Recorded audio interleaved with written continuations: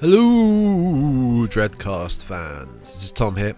I just want to say before you dive into this, what's pretty much a 2-hour rant on Halloween Ends, that upon watching it again and really thinking over a lot of the points that we discussed in this review discussion about Halloween Ends, I've come to change my mind on quite a lot of the points, and I do not believe the film is as bad as I personally originally thought, or as people are making out.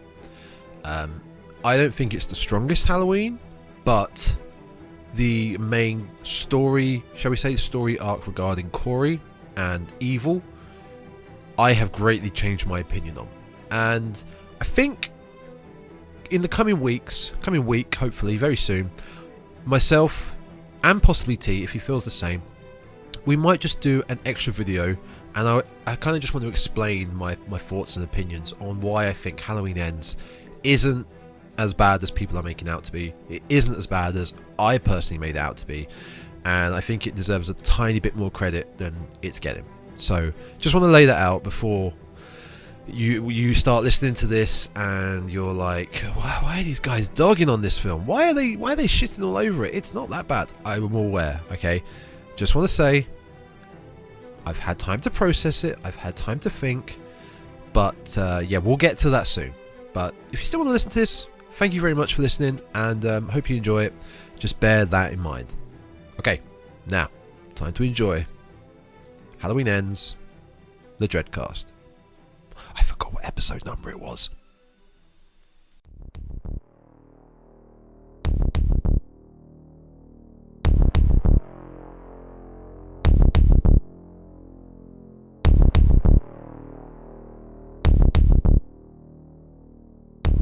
Yes, one hell of a preface to this podcast. One hell of a preface that I've seen a lot of people on the Twitter, the social medias. Yeah. Because of the algorithm, like my feed is now filled with people you might like to follow, and it's all like Halloween fan number 172 saying how amazing this film was. It's just the best one ever, and I can't take these people seriously because my own opinion and your own opinion. Straight up, we did not enjoy this film. No. You're about to get a long rant as to why.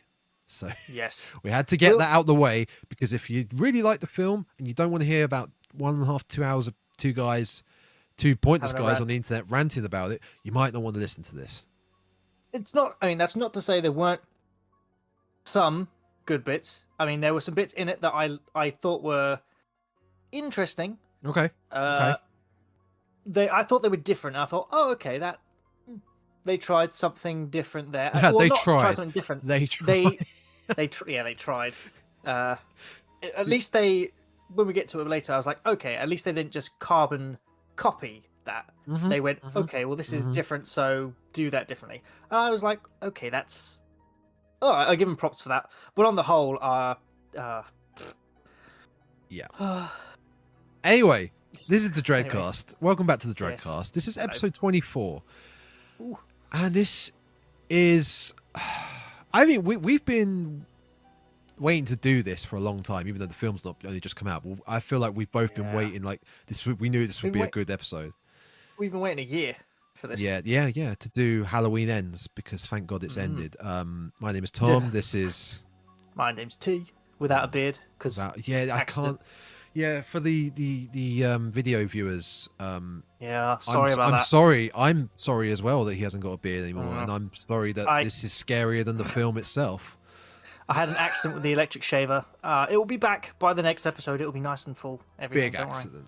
It probably will. It'll be like when Homer shaves and it's the beard's gone, then it just comes back. It fades back. I'm fully expecting to wake up in the morning with a full beard. It'll be fantastic.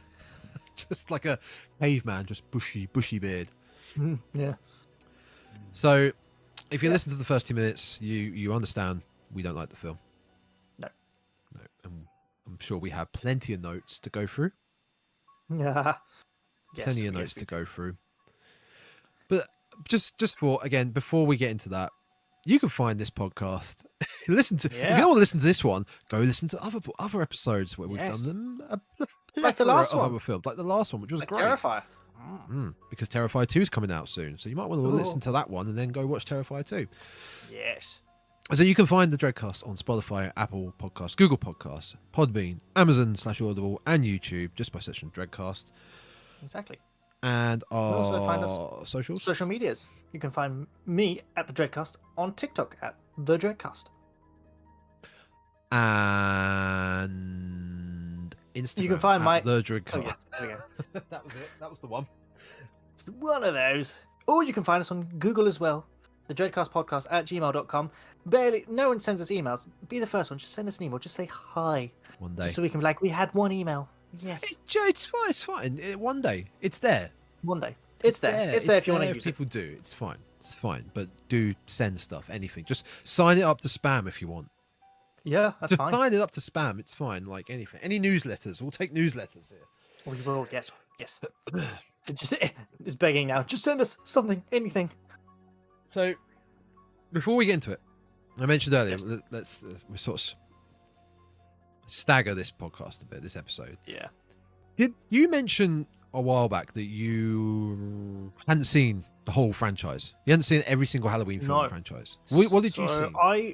I've seen Halloween, 1978. Obviously. That's good. It's a good start. It's a good start. Good start.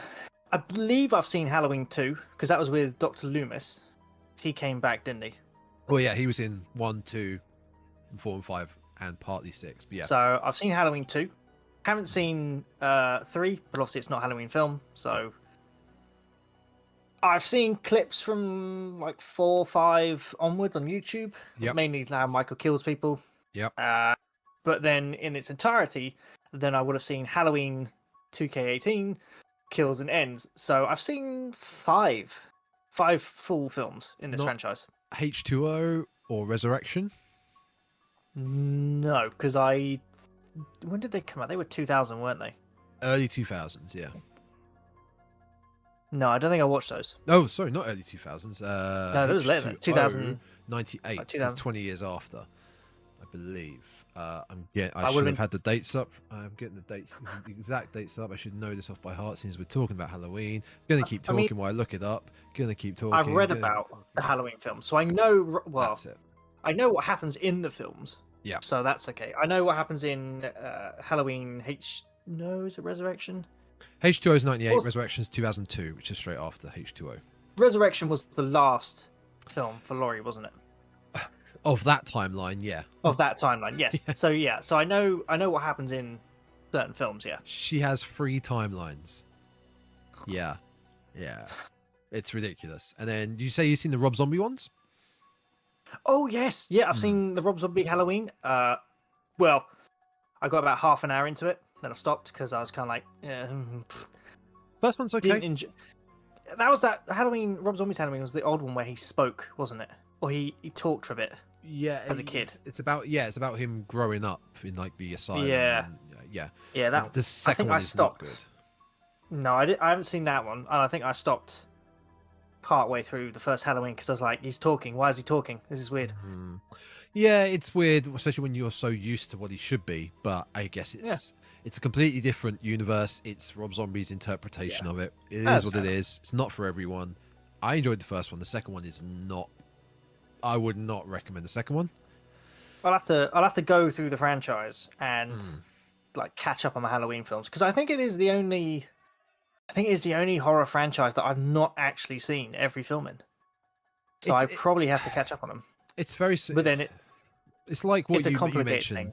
The sequelitis. It suffers like every thing every franchise suffers from sequelitis. Yeah. Like the Hellraiser franchise, the Friday the 13th franchise, they do get predominantly worse.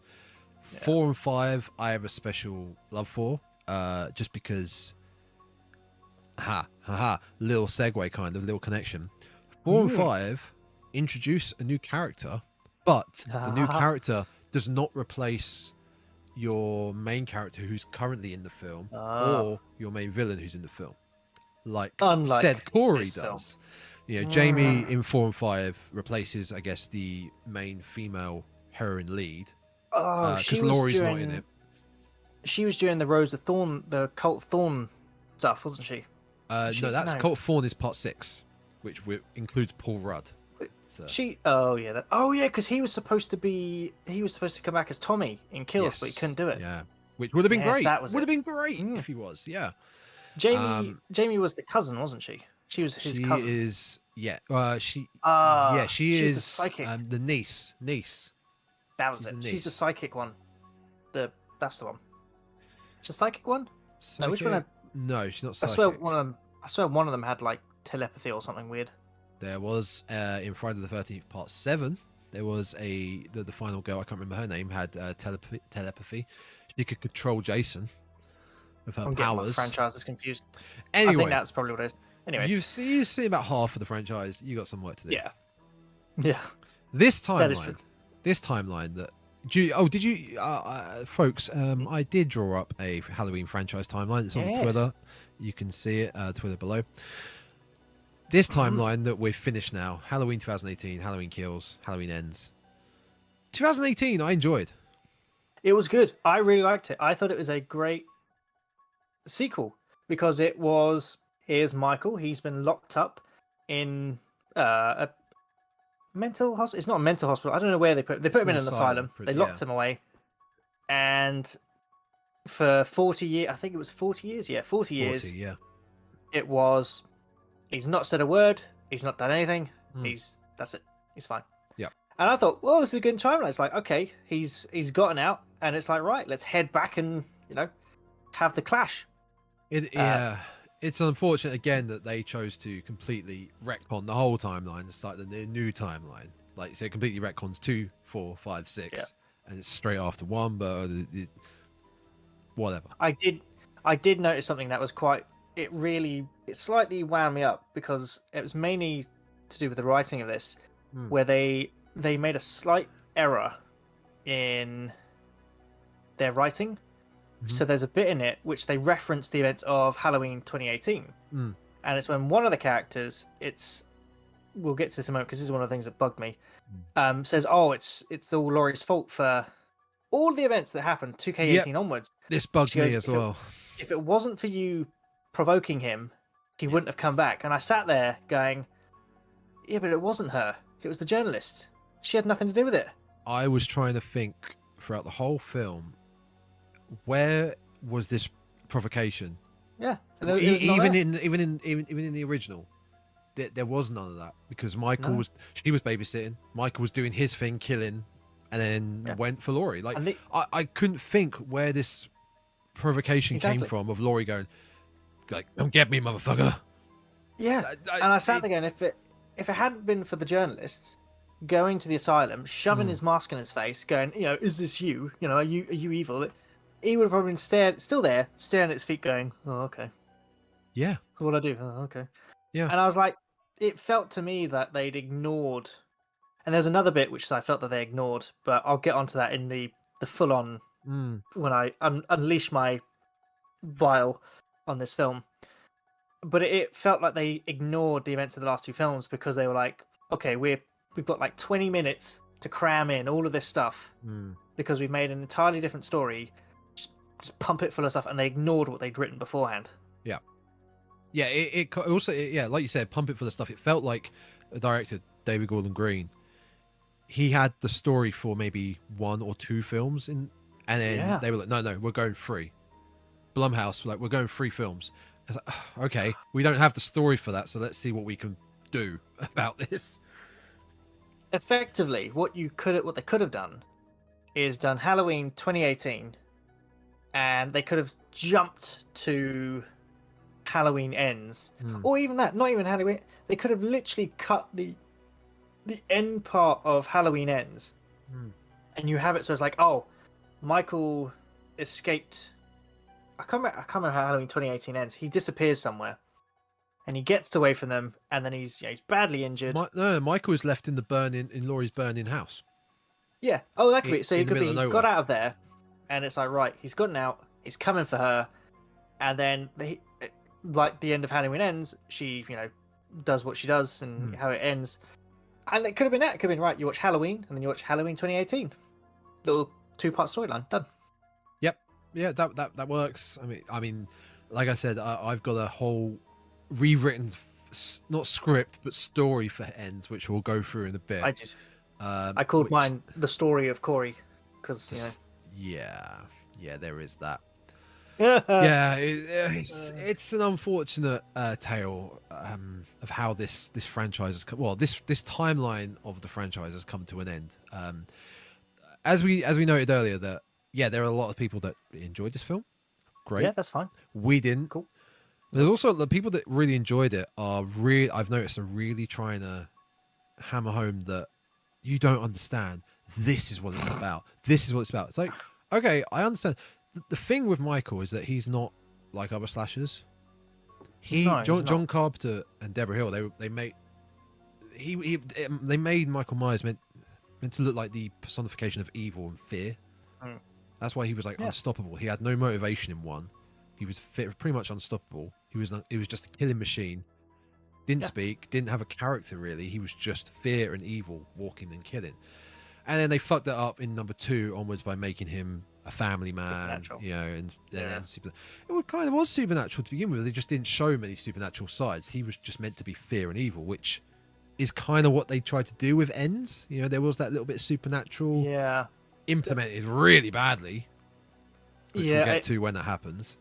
They built it up. They built it up in Kills right at the end. Yes, and it got on my nerves a bit because when they announced it in this trilogy, it was so Michael Myers is human in 1978, and he's human in this. It's like, oh yeah, cool, right? He's just, you know, it's like we said, he's very resilient. He's like a bit like a bulldog. You know, it's just constantly going forward. Yeah.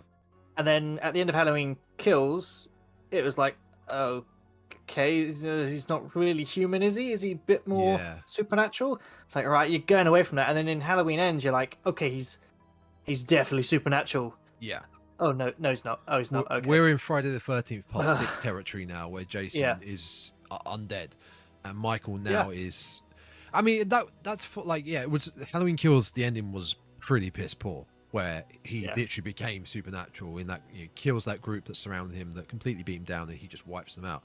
If that had carried on at the beginning of Halloween Ends, great, but they took an hour to get to that point. I know, they really did. Which again, we'll get to. So, that's it. Before we get to that, why don't we cover what we liked about this film? Because I think if we just go on about what we didn't like, which to be fair, there's a lot of it. I think we'll just get away from ourselves. There were some bits in this that I thought were actually kind of like, oh, that's really quite cool. It was mainly how. Oh, do I want to give away the plot, the premise? So basically, we're going to go through the plot. We're going to go through the plot. I've got the plot here. Anyway, I liked how certain kills in this were different. They were a lot more brutal than this. But Michael's kills in this, slight spoilers here, were, you know. This is going to be full of spoilers. It's very simplistic. So he finds a victim, kills the victim, he moves on. It's very simple. It's that's all he does. The second killer in this film was way more brutal, and I really liked it. I thought, okay, he's not just doing what Michael does. To him, it's like, I'm gonna do you in, but you will suffer so much before you die. And I was like, okay, I like that. I like that you didn't just go, right, well, he's pretending to be Michael, just make him kill like Michael. Instead, they were like, no, tell you what, that's the douchebag that he picks on. Let's blowtorch his mouth. All right. It's like, yeah, okay, well done. Yeah, I like that. They're creative, but I also, God, I'm taking it back to the negative now. Yeah, I think we're going to flip flop between them. I like some of those kills. Say, for instance, the DJ who gets his tongue cut off. Oh yeah, it was gruesome, but it felt put in place. It felt put there because we needed. Let's just come up with a gruesome kill for the sake of it. It didn't have any. It didn't feel like it had a meaning to it. Okay. Like he could have cut off his ears, or he could have done anything. He just went for the tongue. The tongue. It is DJ. I don't know. It had no relevance to being a DJ. It was just maybe because he runs his mouth. Maybe because the DJ runs his mouth. It's to do with that. But could be that. I don't know. I feel like it was a case of we've come up with a crazy idea for a kill, put that in there for It, fear I factor, think, for gore effects. yeah, I think that they got creative with the second killer's ones.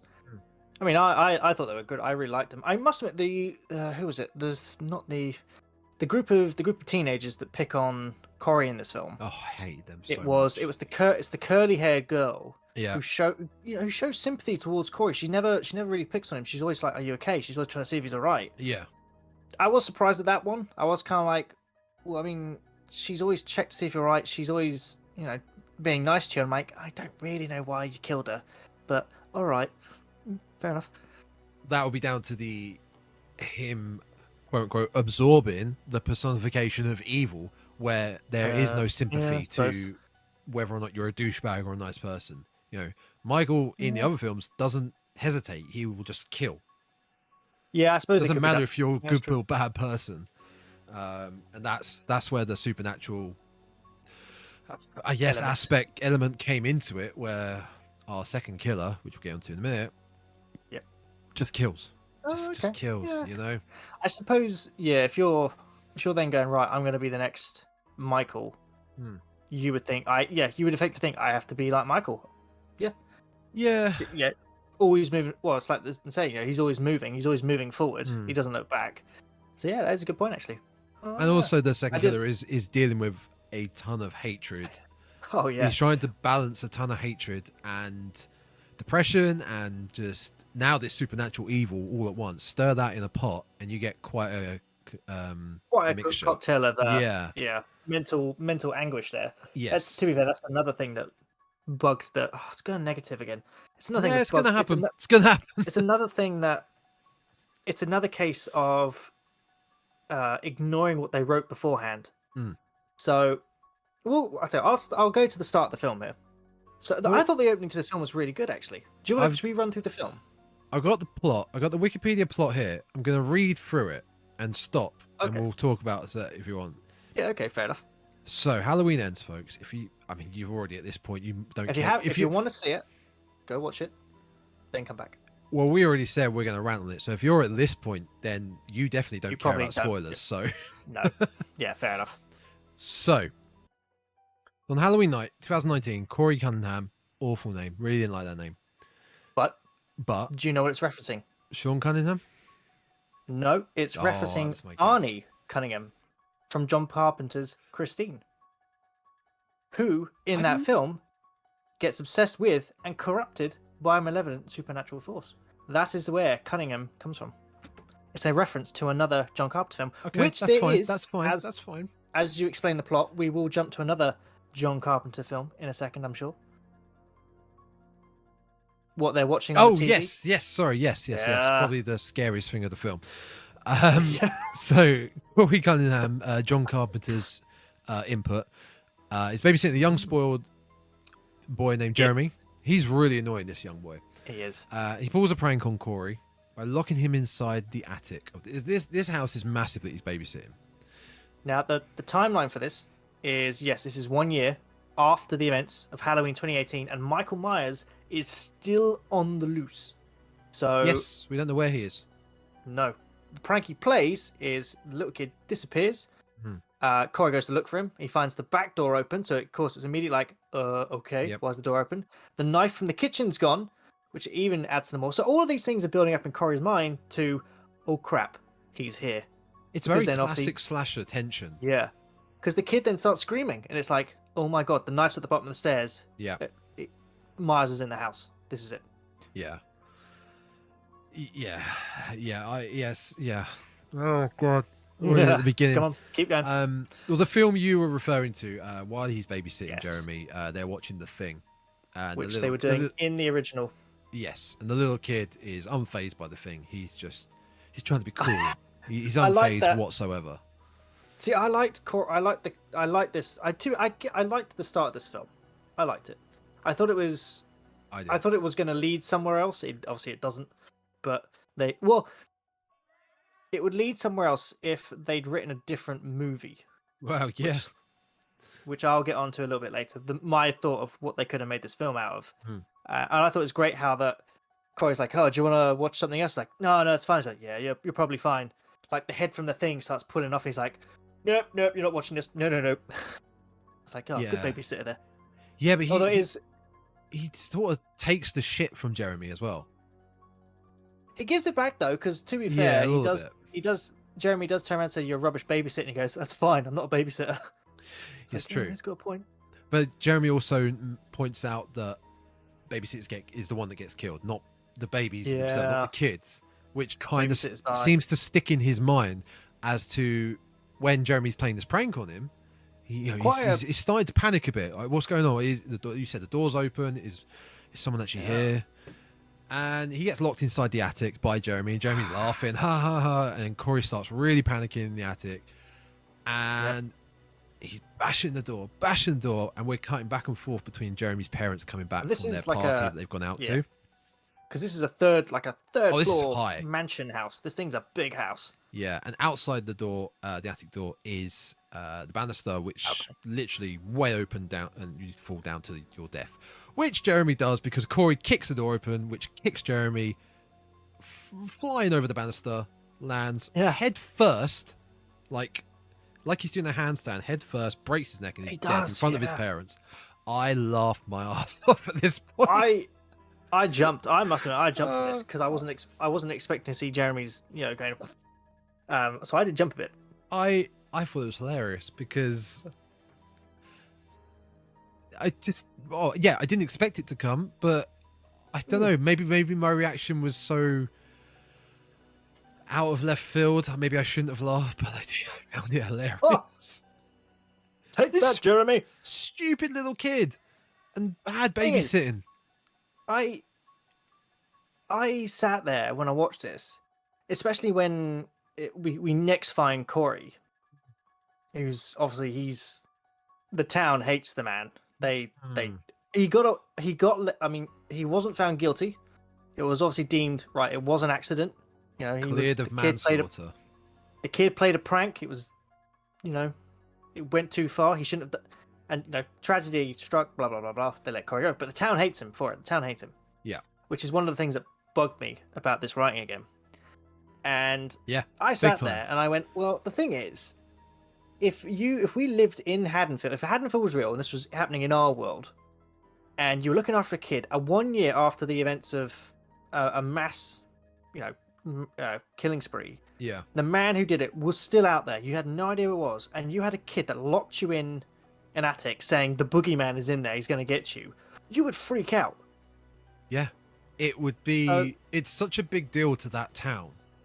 Yeah, and you don't know where he is. No, everyone should be on edge. Yeah, everyone. You'd be biting your nails and things. Yeah, I would have moved out of the town, to be fair. Which I did think was interesting. For certain characters later on, they goes, "Oh, we should probably leave." It's like, yeah, well done. Finally, yeah. Finally. But so this is the bit. So this is the bit that I did bug me. So obviously it skips to 4 years down the line. Is 4 years down the line? 3 years later. 3 years later. Yeah. So it's been 4 years since Haddonfield, since Michael came back, escaped, yada yada yada. And what I didn't like, what I found was really annoying, was that Corey is the boogeyman of the town. Like, he's the town, everywhere he goes, they look at him and goes, that's the boogeyman. He's the kid. He's the guy that killed that kid. He's the evil thing. And I sat there going, I'm sorry, just put a pin in this, because you're the town that 4 years ago, almost pretty much lynched a man, an innocent man, because you went, it's him. It's clearly him. The Evil Dies Tonight saga, yes. The Evil Dies Tonight saga, where they lynched an innocent man. Yep. And I was like, none of you should be able to pass judgment on this kid. No. Because it was an accident, whereas you went out of your way to honestly, I mean, I don't know how they got that bloke confused with Michael Myers, considering Michael Myers is 6'5", and this dude was short. I mean, I'm 5'6", and this dude was shorter than me. So, and it was just one of those things. I'm like, surely they would have known that in their last film, they did that. Yeah. But I guess it's part of, I think, what they were trying to do with this film. It's like the most judgmental town ever. Yeah, it is. And it's like I was saying back with Laurie. It's like they started going, "It's your fault." And it's like, well, it wasn't. It was those journalists' fault. It's actually their fault. So I don't know why they're blaming Laurie for this. Yeah, the bit about her, it's her fault. I was actually quite surprised to see. We'll get to it in a bit more with that later on the plot. But the character that comes back from kills and what I assume is her sister blaming her. I thought she was dead, and they're just blaming Laurie that this is her fault. This is her fault. Yeah, it's like anyway, moving on. Yeah, where are we now at the film? So 3 years later, aftermath of 2018's killing spree, Michael's vanished, which we said. Laurie is writing a memoir because that's what you do about traumatic events like that. You write a memoir. I have the name of it here. Her memoir is Stalkers, Saviors, and Saw When. Do you know what Saw When stands for? Firstly, was the title on there? Yeah, she says the title out loud. Yeah. Saw When? No. Yeah. So Saw When is the Celtic festival which eventually became known as the Halloween holiday. Apparently it's also mentioned in Halloween 2. Oh. Would that be... Because I remember before pumpkins / jack-o'-lanterns, they used to use cabbages, I think? Oh my gosh. I think they used a different vegetable, yeah. We'll get to that. I did like the pumpkin thing at the start. I thought that was great. I liked that. That was in the opening credits. Cool. That was really cool. In fact, let's just side note for the opening credits because I did actually like the homage to Halloween 3 with the font. Yes. They changed it to be the same as Season of the Witch's font. But yeah, the pumpkin opening crawl was fantastic. It's great. I liked how each pumpkin got slowly more and more menacing in its appearance, and then the last one is just a pumpkin. Yeah, I was quite surprised. The guts of a pumpkin are quite gross, but for a second I thought when the last one split apart, I thought it was like literally entrails, like human guts splitting apart. But it was pumpkin gruesomeness. Oh, was it? I thought it was like they were trying to make it brain matter. I might be wrong, but I think I saw like the little hints of orange in there. I might be wrong. So yeah, but it's Saw When is mentioned throughout the Halloween franchise. In Halloween 2, Dr. Loomis finds Michael's name on a blackboard, which translates it to Lord of the Dead. Halloween 3, Season of the Witch, Colonel Cochrane is a Celtic witch. And Halloween 6, it's a central part of the cult. The cult, yeah. Yeah. So she's writing this memoir, bought a new house with her granddaughter Alison, and meanwhile, because obviously Karen is dead. It is confirmed she is dead. Judy Greer, her mum, she got killed at the end of Halloween Kills. Meanwhile, Corey is working in his stepfather's salvage yard. It's like a scrap yard with auto shop. Yeah. On his way home one day, he is taunted. Now, this is where we'll stop. On his way home one day from the scrapyard, he is taunted by high school bullies and is injured in the process. This scene annoyed me so much. Like, in our classic slashers, like your 80s, 90s slashers, you do get the stereotypical jocks and cheerleaders, the preppy kids that are annoying douchebags. These kids were just horrible. Spot on. Horrible. But they were seniors in high school and they were part of the band. The marching band. Yeah. I mean, that's throwing my mental stereotypes all out of whack. The curly-haired girl wasn't horrible to him. She did try to get him to stop. Yeah, the sympathizer in a way. The curly-haired girl is the sympathizer to Michael. I thought, well, okay, at least there's one person trying to stick up for this dude. I'm surprised you jumped. I'm surprised you didn't jump to the fact that literally in the opening bit of us finding out where Laurie is, she's like, "I put Michael to rest. I don't look over my shoulders now. I'm happy. I'm free." I'm like, you're his number one target. I would be looking over my shoulder every second of the day that he's not. You can't find him. Yeah, I had actually a note about that. I've noticed while reading this plot, there's a lot that's missed out. But I had a note about that, the fact that we went from Halloween 2018 and Kills, where she is like fucking she's a Rambo. Die-hard. She's Rambo Strode right now, right? She proper survivalist, and now she's Basically, burning tires. Martha Stewart. Yeah, it's Yeah. Has she still and then got that edge to her? She's still got that she's got a bit of an edge. She's still survivability got to her. yeah. She's got the grit, the true like when it comes to it, she's not Mm. afraid to be like you'll think I'm nuts. So all right. But she can hold her own. Oh yeah, easily. Just doesn't show it And anymore. she sympathizes with Corey actually as well. She's one of the only. I would say it's probably Laurie, the police guy. I can't remember his name. The new guy that apparently arrested Michael back in 1978. Allison and the girl, the curly-haired girl. They're Frank probably Hawkins. Frank Hawkins. They're Yep. probably the only sympathizers to Corey and the stepfather in this film. That's it. The rest of the town just hate the crap out of him. Side note, stepfather, probably the nicest character in the film. Oh, he's so nice. Dude, like, he would do what he can for Corey. He's a hard-working, red-blooded American. He doesn't seem to really be in love with his wife, Corey's mum. He's just sort of there. He seems to be quite a. I feel like he's a bit depressed. Not simple, but he's he's happy with his lot. He's a content man. He's like, you know what? I've got a shop. I've got a family. I'm good. Yeah, he runs the salvage yard that Corey works at. Yeah. Right. So yeah, these kids, my God, they are just They suck. But the escalation is just, it's so sudden. It does ramp up quickly, doesn't it? They want Corey to go in and buy them some beer. And in a space of about 30 seconds, they're like threatening him. Just because he doesn't want them. And he's got a.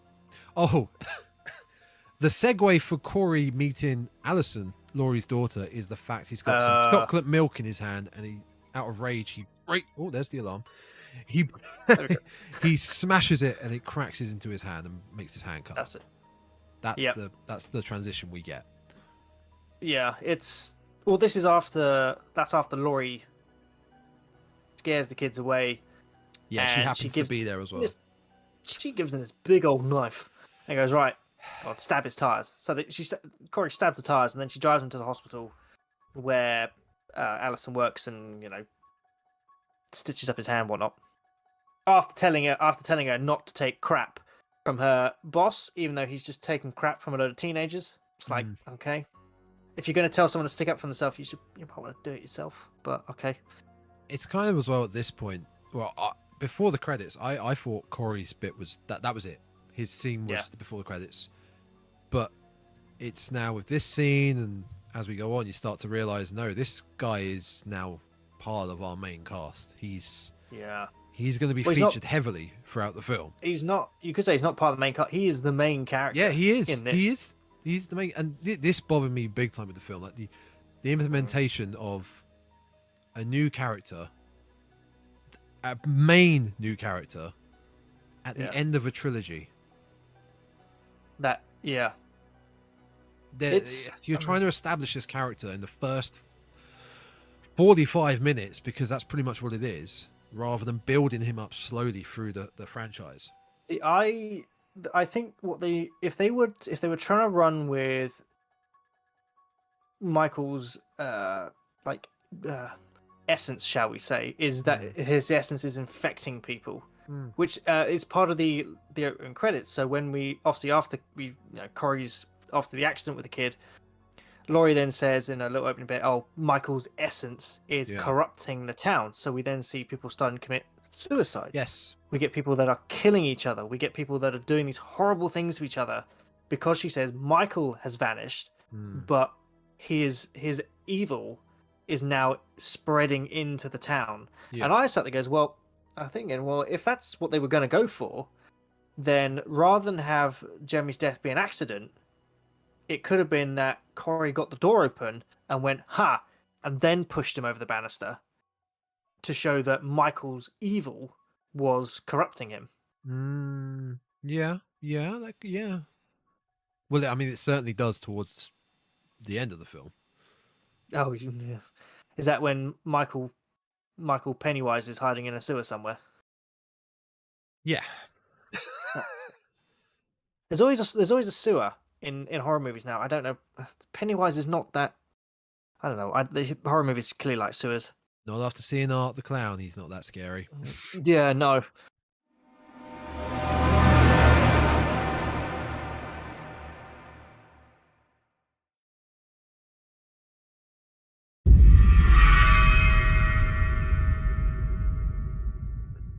I'm surprised that the IMDb hasn't put plot holes in it, which one of them is, obviously, like we said, town blaming Laurie for the Michael Myers when it's like, well, it clearly wasn't.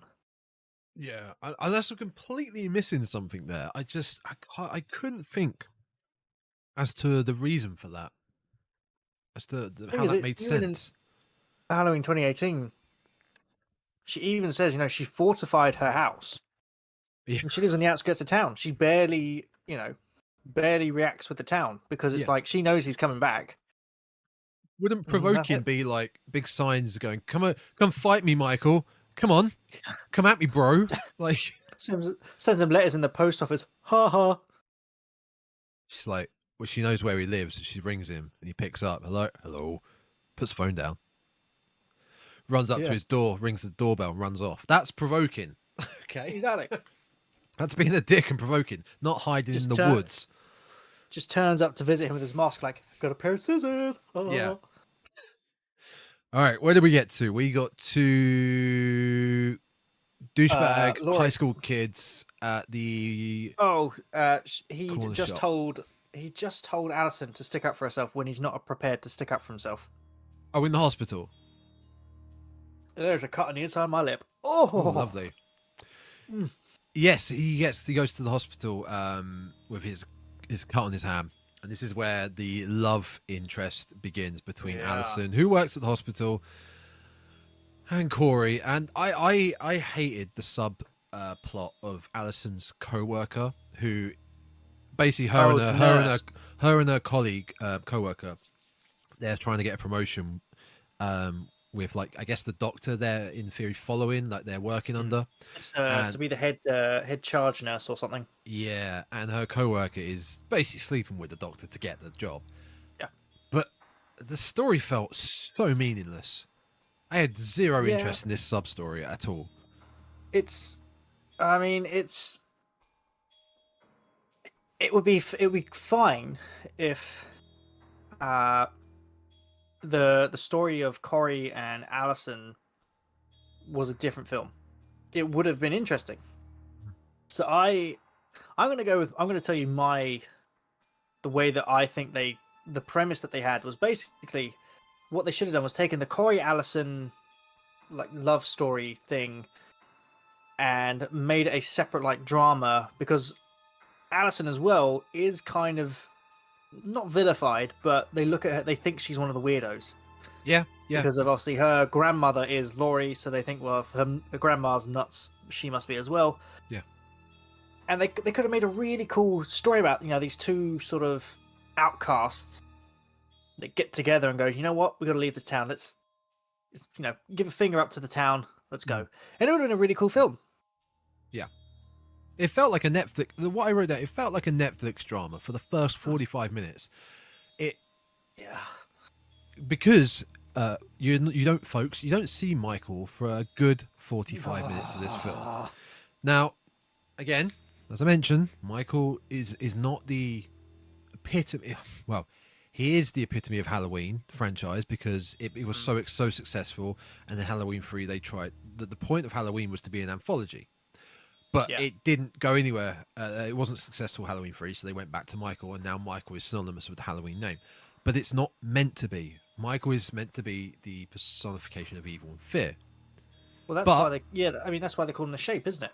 If you're going to see nowadays a Halloween film, you kind of want to see Michael, to be fair. Michael. I don't care what it was meant to be, what it's meant to be, People want I don't care. I want to see Michael. Yeah.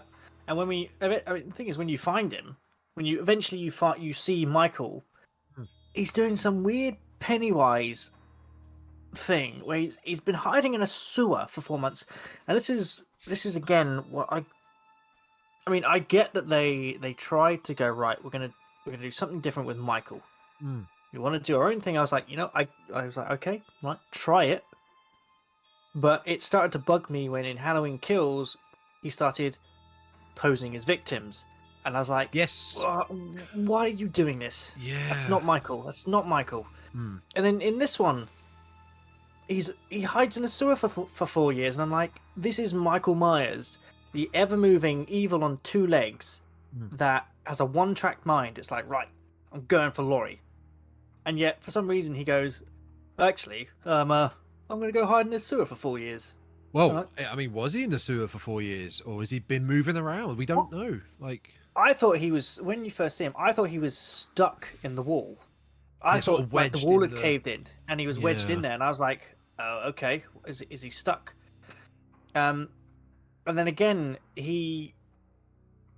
so Corey at this point in time, well, no, we've skipped a bit of the film here, but he does. Oh yeah, we're back at the hospital with. Yeah. We'll get to we'll come back to back at the hospital. I can't remember what happens after this because my brain is already rapidly trying to process this film out of it. This is where their budding relationship of Alison and Corey just hits full throttle, and there's no getting to know each other. There's no dating. She has a Halloween party she wants to go to, but she hasn't got a date, so she doesn't want to go now. But she suddenly she basically uses Corey for a date. Just for this Halloween party. Much. And this, again, it felt like a Netflix show. It felt like a Netflix young adult drama. That night, I think it's that same night, they go to this. All happens in the same day. Well, this first part, anyway, this happens at the day. I think it's the same night. It happens in one night, doesn't it?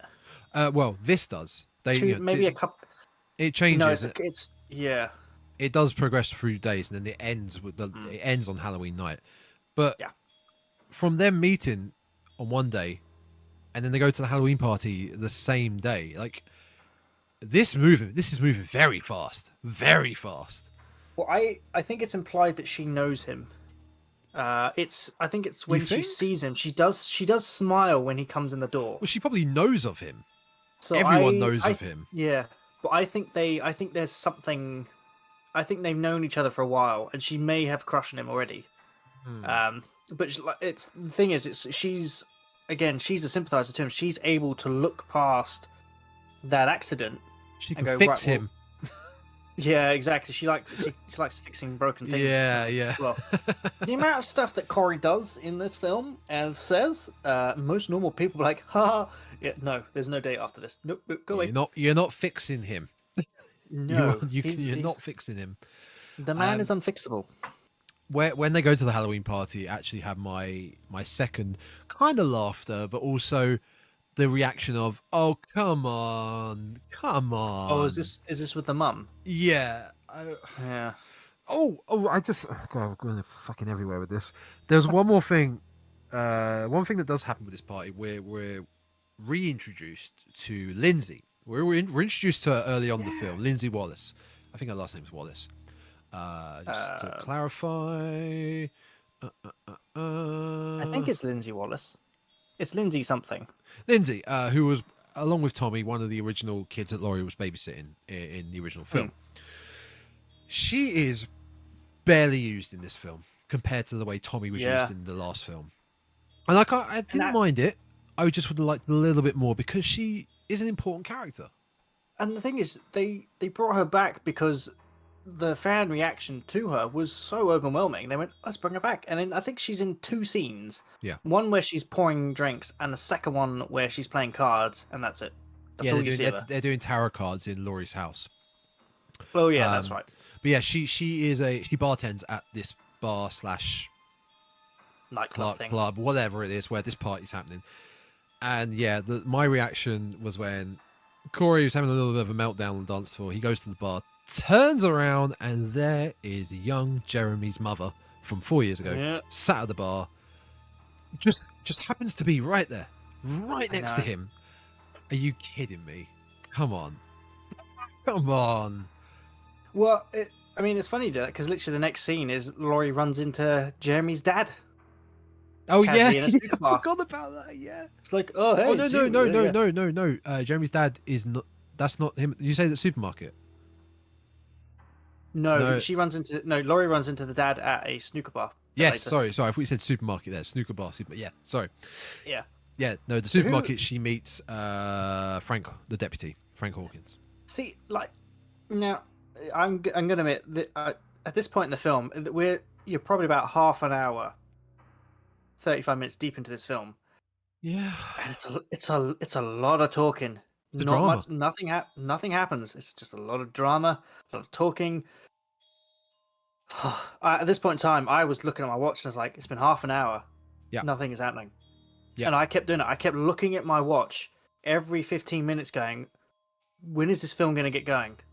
And it only got going in the last half an hour of the film. And this film, by the way, is almost 2 hours long. Yes, an hour 41 minutes. It's actually an hour 51. It's unless that might include credits. So no, you're right. You're right. I was doing bad maths. Yeah. You're right. It is 151. Yeah. So for a good hour and 20 minutes of this film, barely anything is. It's just a lot of filler. It's just the town talking about how they. It's like basically the whole film is the guy's way of saying, "Don't let fear control you. You gotta let it go." And I was like, I know that. It's like, I want to see Michael. Where's Michael? It's like it's Corey's film.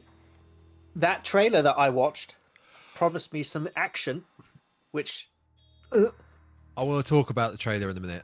Let's finish this scene. Let's just finish the scene first. The party night, because that leads on to the sewer bit. Did you catch who the streaker was? The flasher was. Did you catch him? The flasher? Yeah. So there's a flasher where, well, he might not be a flasher, but he opens his coat to Corey. Goes, "Do you see anything you like?" Did you recognize that person? I don't even remember this character. Yeah. I may have fallen asleep at this point. So Corey, at this point in time, bumps into a guy. Yeah. He turns around with that funny, weird scarecrow thing. Oh, the mask. Yes. Yeah. He opens his coat and he's got like I think he's got like a known of knives and things. He goes, "Oh, do you see anything?" He's like one of those like weird old type, those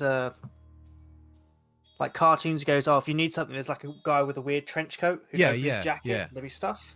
Yeah. So a guy does that and says, "Oh, do you see anything you like?" I didn't catch him. I've only noticed him when I've looked it up. But did you recognize who it was? No. That man was Nick Castle, the very first Michael Myers. Yeah. Yeah. Who also plays the homeless dude. Yeah. Yeah. He appears multiple times in this film. Does he? Now I feel like I've seen him multiple times in this film. Yep. I think he keeps popping as up a in this background character in the hospital. I feel like I've seen him in the waiting room of the hospital. Maybe I'm now. Okay. I think he keeps appearing. Yeah. But yeah, that was what's his name? Yeah, that was Nick Castle. Okay, I think this reiterates our point though, where so much in this film is just not important. You forget things so quickly after seeing this film because it has no relevance at all. Yeah, it's the Corey film. It really is, which then brings me back to Corey. What I was saying about when we did the trailer reaction. They were clever not to, as far as I remember, I want to go back and watch it, not include hardly any imagery of Corey or anything with Corey, or did they? They did. So the first shot where Michael opens the door, which wasn't in this film, that's when people went, "That's not Michael," because he does it. I think he does it with his right hand, and if you look close at it, he's got all fingers, whereas actually Michael only has three. I believe you actually said that. I believe you said it. You don't think that's Michael. Yeah. And that's when people went, "That's not Michael," because he's missing. He's still got the two fingers. Yeah. So Corey he's got his meltdown at the party. He runs off. Allison tries to stop him. As he's running off, he's walking across this bridge that we see repeatedly. It's kind of a feature location of the film. And our lovely senior high school marching band kids appear and act as douchey as normal, get into a tussle, and one of the main one pushes him off the bridge. Yeah. Oh yeah, and I must admit at that point in time I was like, he's dead. Oh, okay, that's all Would have right. been That's good where if he this ends. was. It would have been, yeah. Yeah. But again, props to curly haired girl. She was like, "Oh my god, we've got to go see it. We've got to go check he's all Yeah. right." And I feel like if every time that the curly haired girl, if she had have stayed with Corey, maybe that would have kept him on a different path. But of course, even the other girl that's with him was like, "You've just killed a guy. You've just killed a guy." And of Yeah. course, They don't seem main phased at all. frat boy, the leader of the teenagers, like, Yeah, the leader. he fell. I didn't. The other guy's like, yeah, he fell. It's like, quick, in the car, let's go. Yeah, they don't seem phased. They feel like, oh, we'll keep our stories straight. We'll be fine. We've just committed murder. Let's drive off. Yeah. Yeah, and they're probably what, 16? Yeah, Maybe I 16? don't know. They must be. They're 16s. Well, Senior at high school. well, the drinking age in America is 21. So if they're in high school, that's, I think, isn't that the last year of? What's Yeah, comes but after high also school? that's what I mean. They were when they wanted to buy beer earlier, they couldn't. They wanted the fake ID, which they didn't have, and they were asking Corey to buy it for them. So they're young. They're very young. Yeah, they are. So it's secondary education. So high school is. Either way, It they're depends if they were senior high school, they'd be 18, 17, 18. So they would, either way, they're still under the drinking age. Yeah, they're insufferable though. They're absolutely insufferable characters. They have At least they didn't say you're going to get cancelled. So you know. forgot about that. I forgot about that. Oh, in the 2022 Texas Chainsaw Massacre. Anyway, we won't talk about that. Nope. And we're finally now up to the point, 45 minutes in, where we meet Michael. Yeah. Finally. Yeah.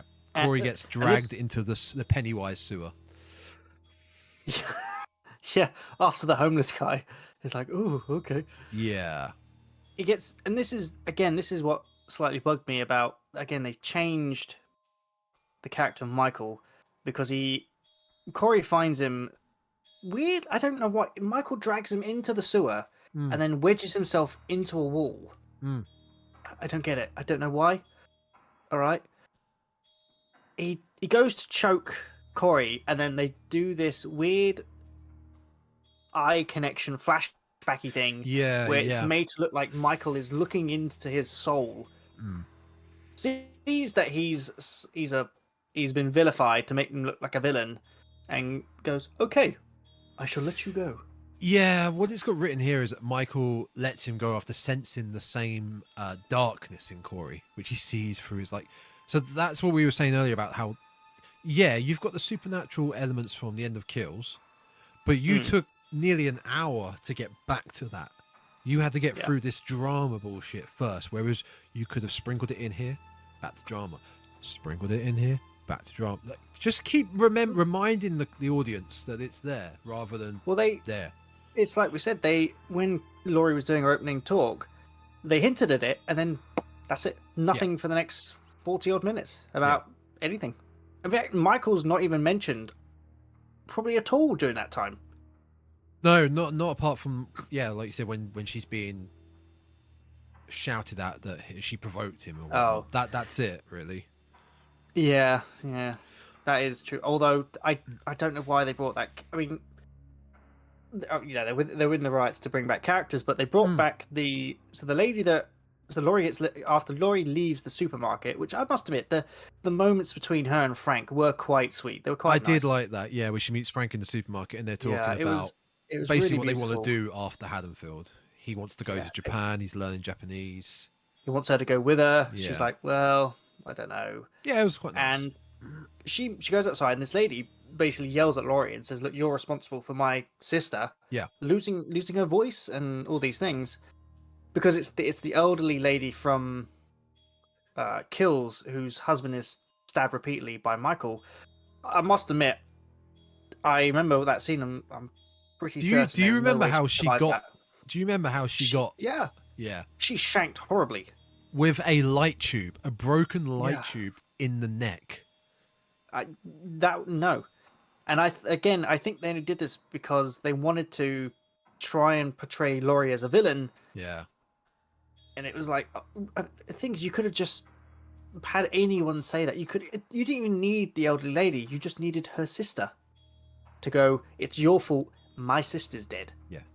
It didn't need to be, remember her? Remember her? Huh? Do you remember her? And yeah. Anyway, it's just a case of I feel like they just didn't check, or they didn't want to rewatch their film and went, right, this is what we've got. Just go with it. We've got to just go with this film. I can't remember what film it was. A couple of episodes ago, we were talking about whatever film it was had some really good setups and then payoffs. As far as like, this might be used in the kill. This might be used in the kill. There's a couple of things earlier on I just remembered that as far as we go back to the scrapyard, you see the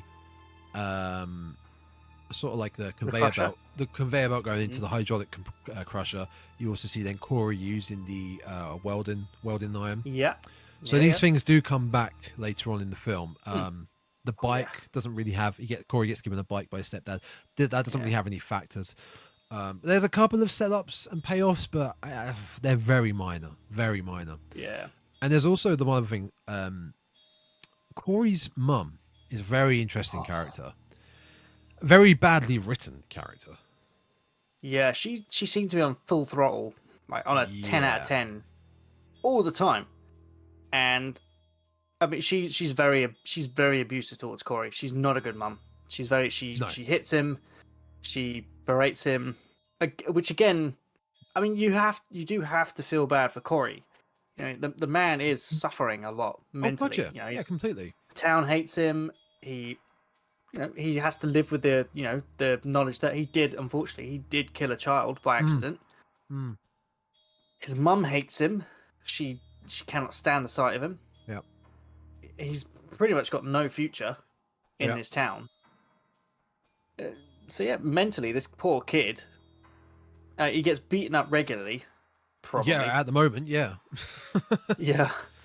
Every time he sees Alison, she's like, "What happened to you?" It's like, "Well, I just got beaten up again." It's fine. Don't worry about it. But as far as the writing with her, they're sat at a dinner table. He's receiving messages from Alison, and the mum comes out with, "Who is that you're talking to under the table? Who is it? Yeah. Who are you talking to?" Right, no custard dessert for you. Like, yeah, what? It's odd. So, what? Why does this matter? Why is this such a? She's a very oddly written character. I just like the fact that, what was it? Oh yeah, it's like, if you don't want to tell me, you don't get custard dessert. Yeah. And the stepdad looks at him and goes, "I guess you better not tell her about the bike then." It's like, yeah. Yeah, It's just a really random quip. You sit there going, "Oh, okay." I feel it's like, what happens if he tells her about the bike? Does he not get? Oh, she'd lose it. She'd lose it. Yeah, probably. The stepdad is probably so beaten up in life by her mentally. Yeah. That he's just, I just want a beer. I just want to make some money and just sit in my chair and watch the game. Which he does later. He does. He spends some of his evenings in his auto yard just watching TV. Yeah. Yep.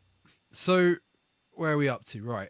Corey. What have we got here? So, after Corey leaves, he makes his way out of the sewer. He kills the homeless guy who's around that area. He does, yes. Yeah. He kills him by accident, doesn't he? It's kind of the beginning of the evil taking over him.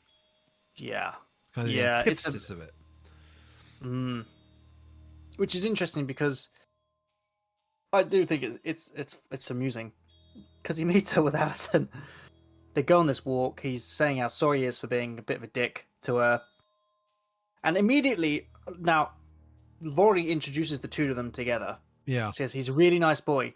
The second he turns up, she's standing behind him, and immediately just changes 180 and goes, "There's something weird about this boy. I don't like him anymore."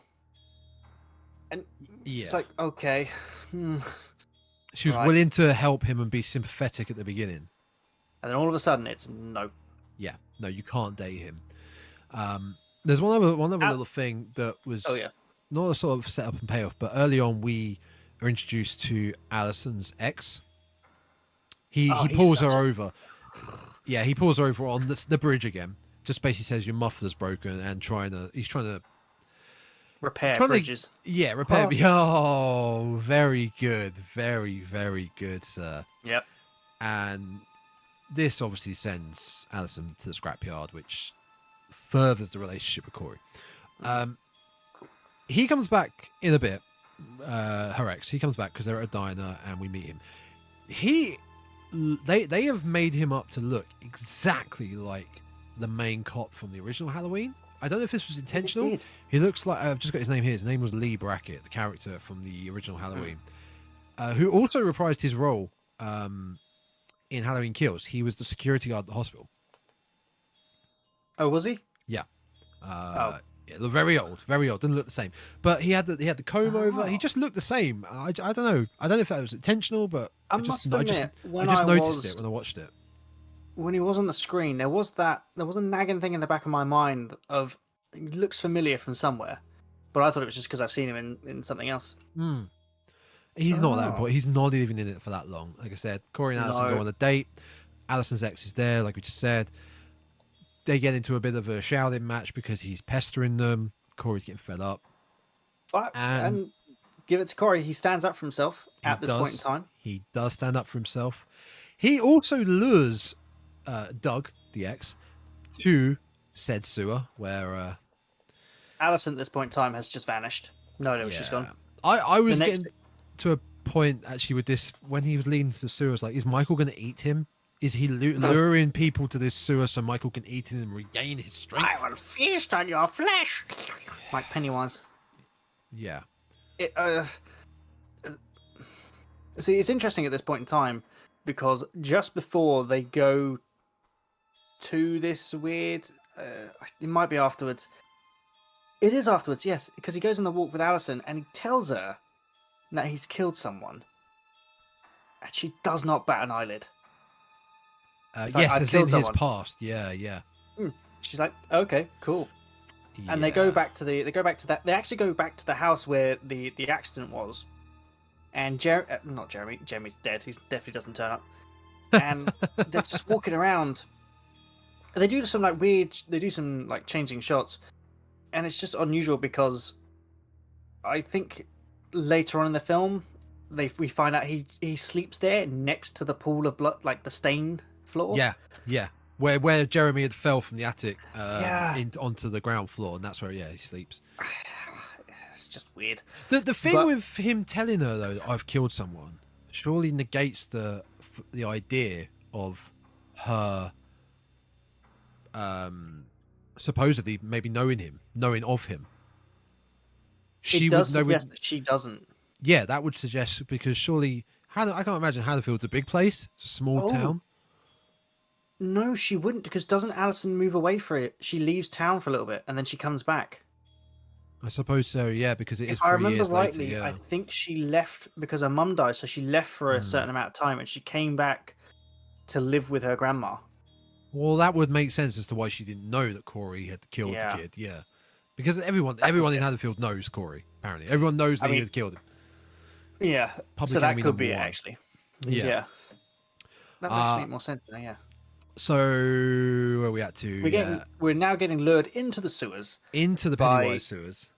Alison has just vanished, and So Alison is, I guess he's dropped her off home or something, and so he lures Cop Man, I keep forgetting their names, to the sewers, into the lair. Yeah, and he starts to he plays a few games with him. And at this point in time, Michael comes out. So Michael grabs the guy. But it's interesting here because we get to see that Michael it does show his age now. Because this young, the cop is, I mean, the guy who plays him is a big lad. Yeah. He's a big, strong lad. And he easily starts to overpower Michael, quite easily. Until I believe Corey comes along and whacks him on the head with something. Yeah, he restrains Doug, the cop. Doug, that was it. Doug, the cop, and as it's described here, which kind of how I imagined it. He restrains Doug, and then Michael proceeds to kill Doug, thus bringing back Michael's killer instinct. because there was a slight moment, like you said, he's old. He sort of staggers back, or like his killer instinct, his evil is not fully charged. It's not all there. Yeah. Once he gets that first stab into Doug, it's like, I'm back, baby, and is.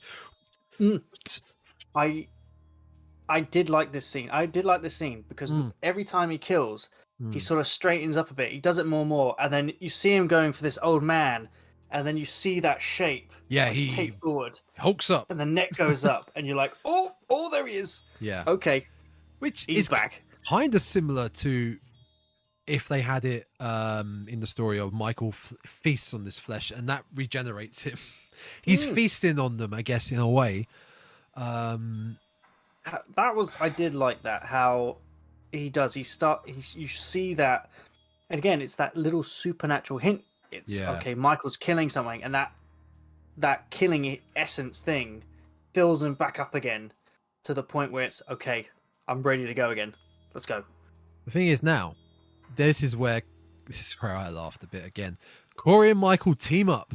They're a tag team. Yeah. They team up. Also, I would note that this is a point in the film where it starts to feel a bit rushed at this point, because everything now, and this film's what, an hour and probably just over an hour and 51 minutes. No, we're further than that. I think we're about an hour 15 at this point in time, hour 20, because when I saw it with the missus, and we both agreed that after Michael returns to full strength and Corey's out there, it's like that. Yeah, the kills come thick and fast. Yeah, his hatred and Corey's hatred and evil just snaps into full gear. Oh yeah, it sort of just goes. Which is interesting because whilst we're talking kills, Michael only has 3 kills in this entire film. That's it. Yeah, one of them coming up. Corey has the most kills in this film. Michael actually has the same amount of kills he had in the first Halloween film. Yes, he did have 3 kills in the first one. Yeah, you're right. Yeah. So they matched it. So I wrote down here about the next scene, about as much as we're used to the trope of have sex and die in slasher films, Oh yeah. That subplot of Alison's co-worker who ends up at the doctor's house, and it's like you instantly know as soon as the film cut to them two arriving at the doctor's fancy house, they were about to get wiped out. But again, it felt so unneeded. It didn't feel like it delivered nothing to the story. I think it was supposed to be designed to show Corey's what's the word? Graduation, shall we say. So when Doug is being killed, Corey's got him, and he looks at Mike and says, right, show me how to do it. Yeah. Show me how to kill someone. And he does. And then when we get to this house, we see Corey, he's killing the doctor, and he is just going, going ham at this guy. He absolutely, with his weird scarecrow-like mask thing on, which I thought was quite funny. It's like a weird, kid scarecrow. Hi. Yeah, it's not a great mask, but I guess it doesn't need to be. It is what it is. And then that's when we get a nice, classic Michael Myers kill. It is a classic Michael kill. Yes, it is. The nurse comes in. She sees Corey. She goes to bolt. She goes to get the phone. Michael comes in, just against the wall, pins her up against the wall with a knife, which is a nice little throwback to Halloween Halloween where he does it. And it's like, oh yeah, Michael's back. Yeah. And then I don't remember when we next see Michael, because he vanishes back into his sewer. Yeah, this whole scene, they're proper tagging up. Like, how did they? Who decided to kill who? Where Corey's like, I'm going to go in first. Michael, you flank round the side, and we'll get them in a pincer position. Like, it's great because Michael doesn't stalk, so he'd just be standing going. Did they walk there together? Did they take a cab together? Did they take a tandem bike together? Like on the back of Corey's bike, it's like, you hold on. Yeah. Well, there's that photoshopped image of them. Have you seen that? Yeah. Of Michael on the back. Yeah. I would so hope that someone does like a parody of this, where they take that scene in particular and it's just them standing on the street. And as they go past, they're like, "Oh, was that Michael Myers? Oh, what was he doing on the back of that bike? Oh, Yeah. oh, hello. He's gone on a date." Yeah. God. So this subplot is completely done with now. It's over. It was.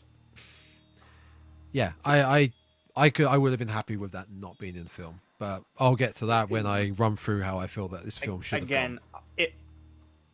So I'm going to go with the film that I think they should have written, because now obviously we revealed that Corey is he's cracked. He's killing people now.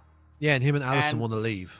They want to leave because of the trauma. They do. They want to leave. Allison's had enough. She goes, I want to get out of here. Yeah. She listens to Corey. Corey says, "Look, the town hates me. I want to go. I'm going to start fresh." And Allison, again, she goes, "You know what? You're right. I don't want to be anymore. Haddonfield sucks. It's evil. Let's go." And this is what I was saying. They had a really good premise for a really dark Bonnie and Clyde type film, outlaw type film. Mm-hmm. So they could have had it where Corey is vilified by the town for an accident he didn't mean to do. Yeah. The town hates him. He's abused by his mother. He's abused by the town folk. He's picked on. He's all these things. And he meets Allison, who has had some trauma in her past life. And, they strike up that romance. And over time, they think, you know what? Let's leave this town. However, before we go, Corey thinks, you know what? Before we leave, I'm going to get some payback on the people that picked on us. I'm going to get payback on the people who picked on you at work. I'm going to get that DJ for smearing my name. I'm going to get those kids, all these things. We'll burn the town down and we'll get out of here. And I sat there thinking, this would be a really cool, dark Bonnie and Clyde type film. They find this, these two broken characters find this kind of love. Yeah. They cause havoc to the town. They kill some people. Allison, over time, is, you know what? All right, I don't care. You know what? He's into We're it. just the same. I'm into it. Let's do this. They go to leave town. The police come. Massive gunfight. Hail of bullets. Bullet-ridden corpses. I like that we've had different ideas of which way the film could have gone. I like that we haven't come up with the same idea. Like, you've gone with that way, I've gone with a different way. Laurie flies off to Japan. She's sitting underneath, I don't know, rose petals with Frank going, sushi? Yeah. That would be a really weird film if it ended like that. That's what I thought it was. When he turns up at the end, I sat there going, please don't be, would you like to go eat sushi with me in Japan or something? Yeah, I'm quite glad it didn't end like that. You just mentioned one character which we briefly mentioned earlier on about the DJ. So the DJ is sprinkled throughout. DJ Willie or something? I can't remember his name. I don't think it's that important. Really? No, it's not. Willie the Kid. Willie the Kid. There we go. Yes, Willie the Kid. So whenever there's mostly a shot in a car, I think it's more so Allison's car. The radio's on. It's Willie the Kid, and basically talking about the events of Halloween. And this comes full circle back to Willie the Kid, where Allison and Corey are hanging out on the top of the radio station, because I can't remember, they talk about the tower. There's a big radio tower, big massive radio mast, and Corey talks about climbing it. And does he talk about jumping off or falling off? I can't remember. I don't remember. Yeah, but either way, I wasn't really paying attention at this point. That's that was kind fine. of switching off. That's fine. This was probably around the mark that I was actually falling asleep. This film had not held my interest. Well, let's try and round this film off then. So DJ throughout the film is just spring throughout the film, talking about the events of previous Halloween entries, in this timeline that is, and they have a date on top of the radio station. They get into a little back and forth with Willie when he finds out they're loitering. This comes back in a bad way for Willie in the end, where Willie gets absolutely brutally killed by, I believe it's Corey. It's Corey, yes. This is when Corey is going on his full I am the new Michael rampage. No, we've missed a bit. Oh, I know. I was just referencing the DJ because you mentioned him. That was yes. I can't remember who. I'm going to try and look up who Michael actually kills, because apparently it's 3, but I can't remember who he did. Allison's colleague. Allison's colleague. So the nurse. So, the nurse. Yep, he kills her. He kills. Oh, he kills the cop. So of he course, kills him. of course, Doug. He kills Doug. Yeah. Doug. I don't. He know doesn't do the who- killing at the scrapyard, which pretty much happens next, does he? Yeah. Who? Oh, That's no. kill. Yeah. We're thinking. Can't remember. Anyway, while you remember that, I'll quickly carry on with the plot. Where do we get to? So they plan. Oh, there goes the alarm again. They plan to. Alison and Corey plan to leave Haddonfield. They had enough. Alison is trying to fix him because she can fix him, and I think it's from now on where Laurie's, like you said, she's starting to feel like you need to get away from that boy. That boy ain't right. Yeah. You need to get away from him. And Corey starts to reiterate this phrase now throughout the rest of the film of, if I can't have her, no one can have her. That's true. He's becoming very obsessed with Alison. And Laurie, it doesn't actually tell me who Michael kills, so Oh, that's fine. there you go. Laurie, at this point in time, she's aware that Corey is not well. She started to think that Incredibly not well. I think in her eyes, she can sense Michael about him. Yeah. And even Jeremy's father has a chat with them in a random snooker bar. I can't remember how they got there again. Yeah, I can't remember how they got there either. This film is like a blur now. Yeah. But even then, he said that he drove past Corey at some point, and Corey looked down at him, and even then he said that was not the Corey that babysat my kid. Yeah. The That guy accidentally that I saw killed on the my side of the kid. road, I accidentally killed my kid. The guy at the side of the road was a different man. It's like, well, yeah, of course it would be. The kid's been vilified, and he's got a shit life. Of course, he's not going to be the same. He's not going to look down like, "Hi, sir. Do you remember me? I killed your child." That would be terrifying. That would be a terrifying thing to witness or to experience, especially talking like that. How's Jeremy? Oh, he's dead. I mean that would have been that's a different film entirely. I think even Michael Myers was like, Oh, that's a bit strong. Tone it down, now. Corey. Tone it down.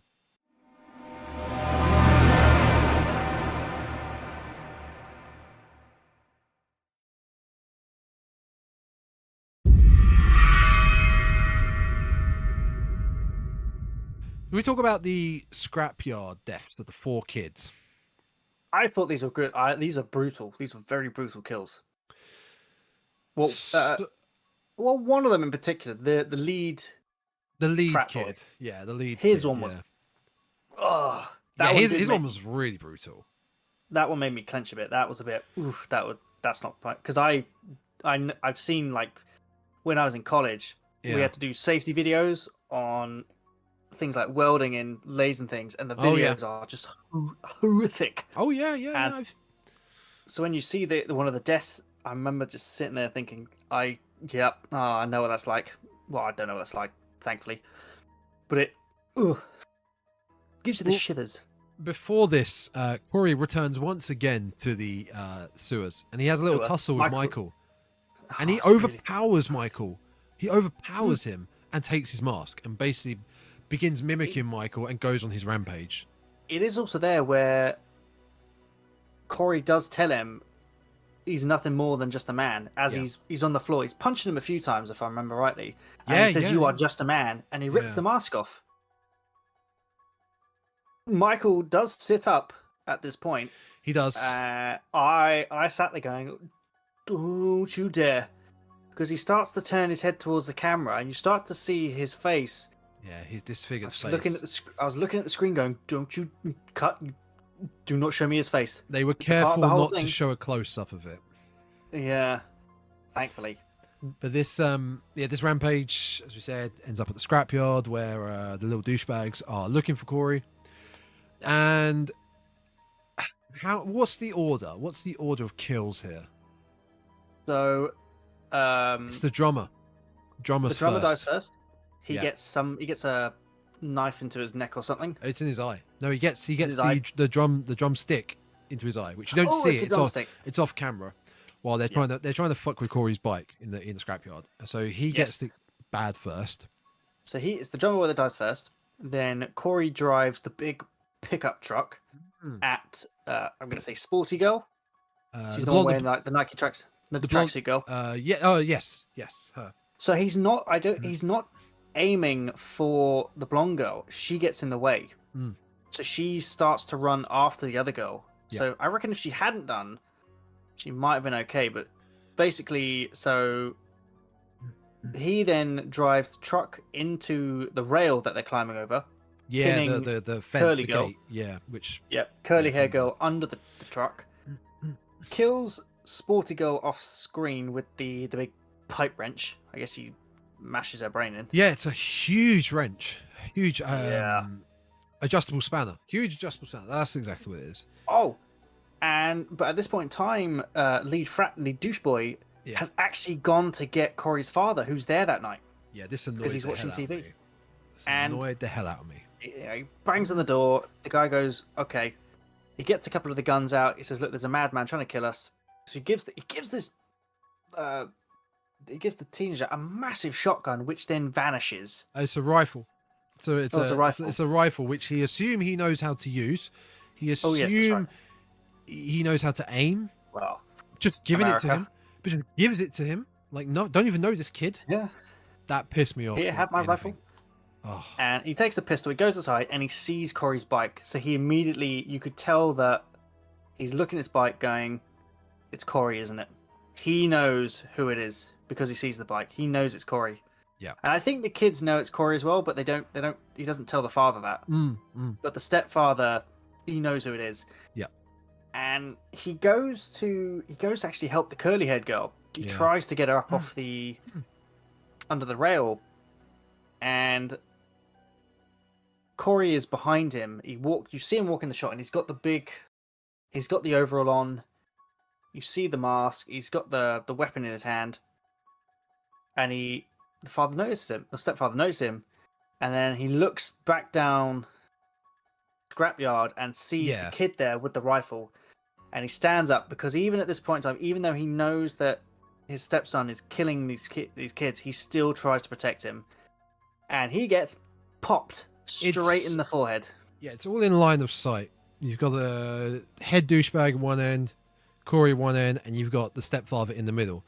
And it's a split second as he turns around to probably say, "Don't."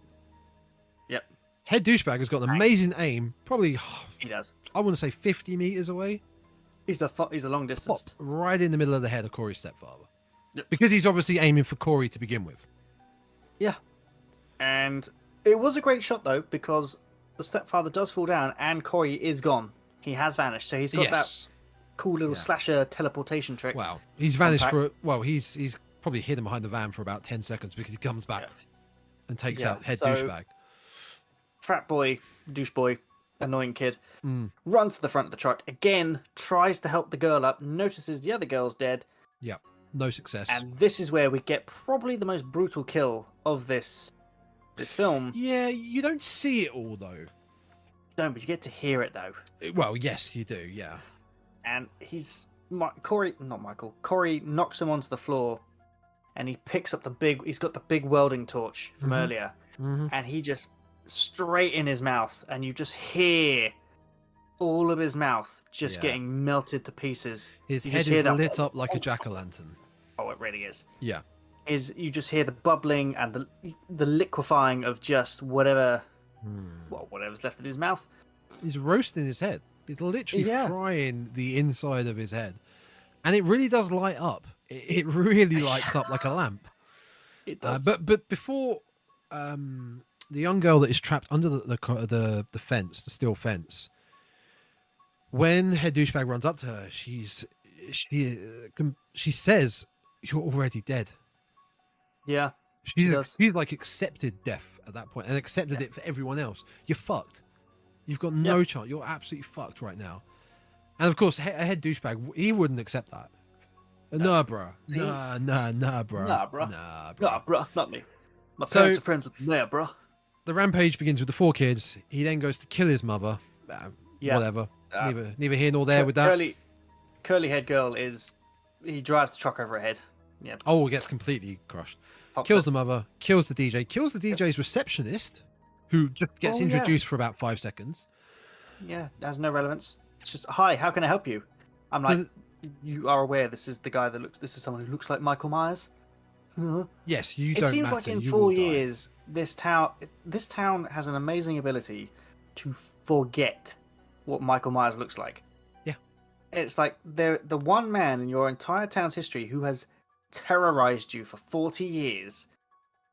You would not forget that man. Even if you didn't live in Haddonfield, it would be such big news. The fact it's a mask as well. It's not just a face, it's a mask. He's the only one in Haddonfield that probably wears that mask.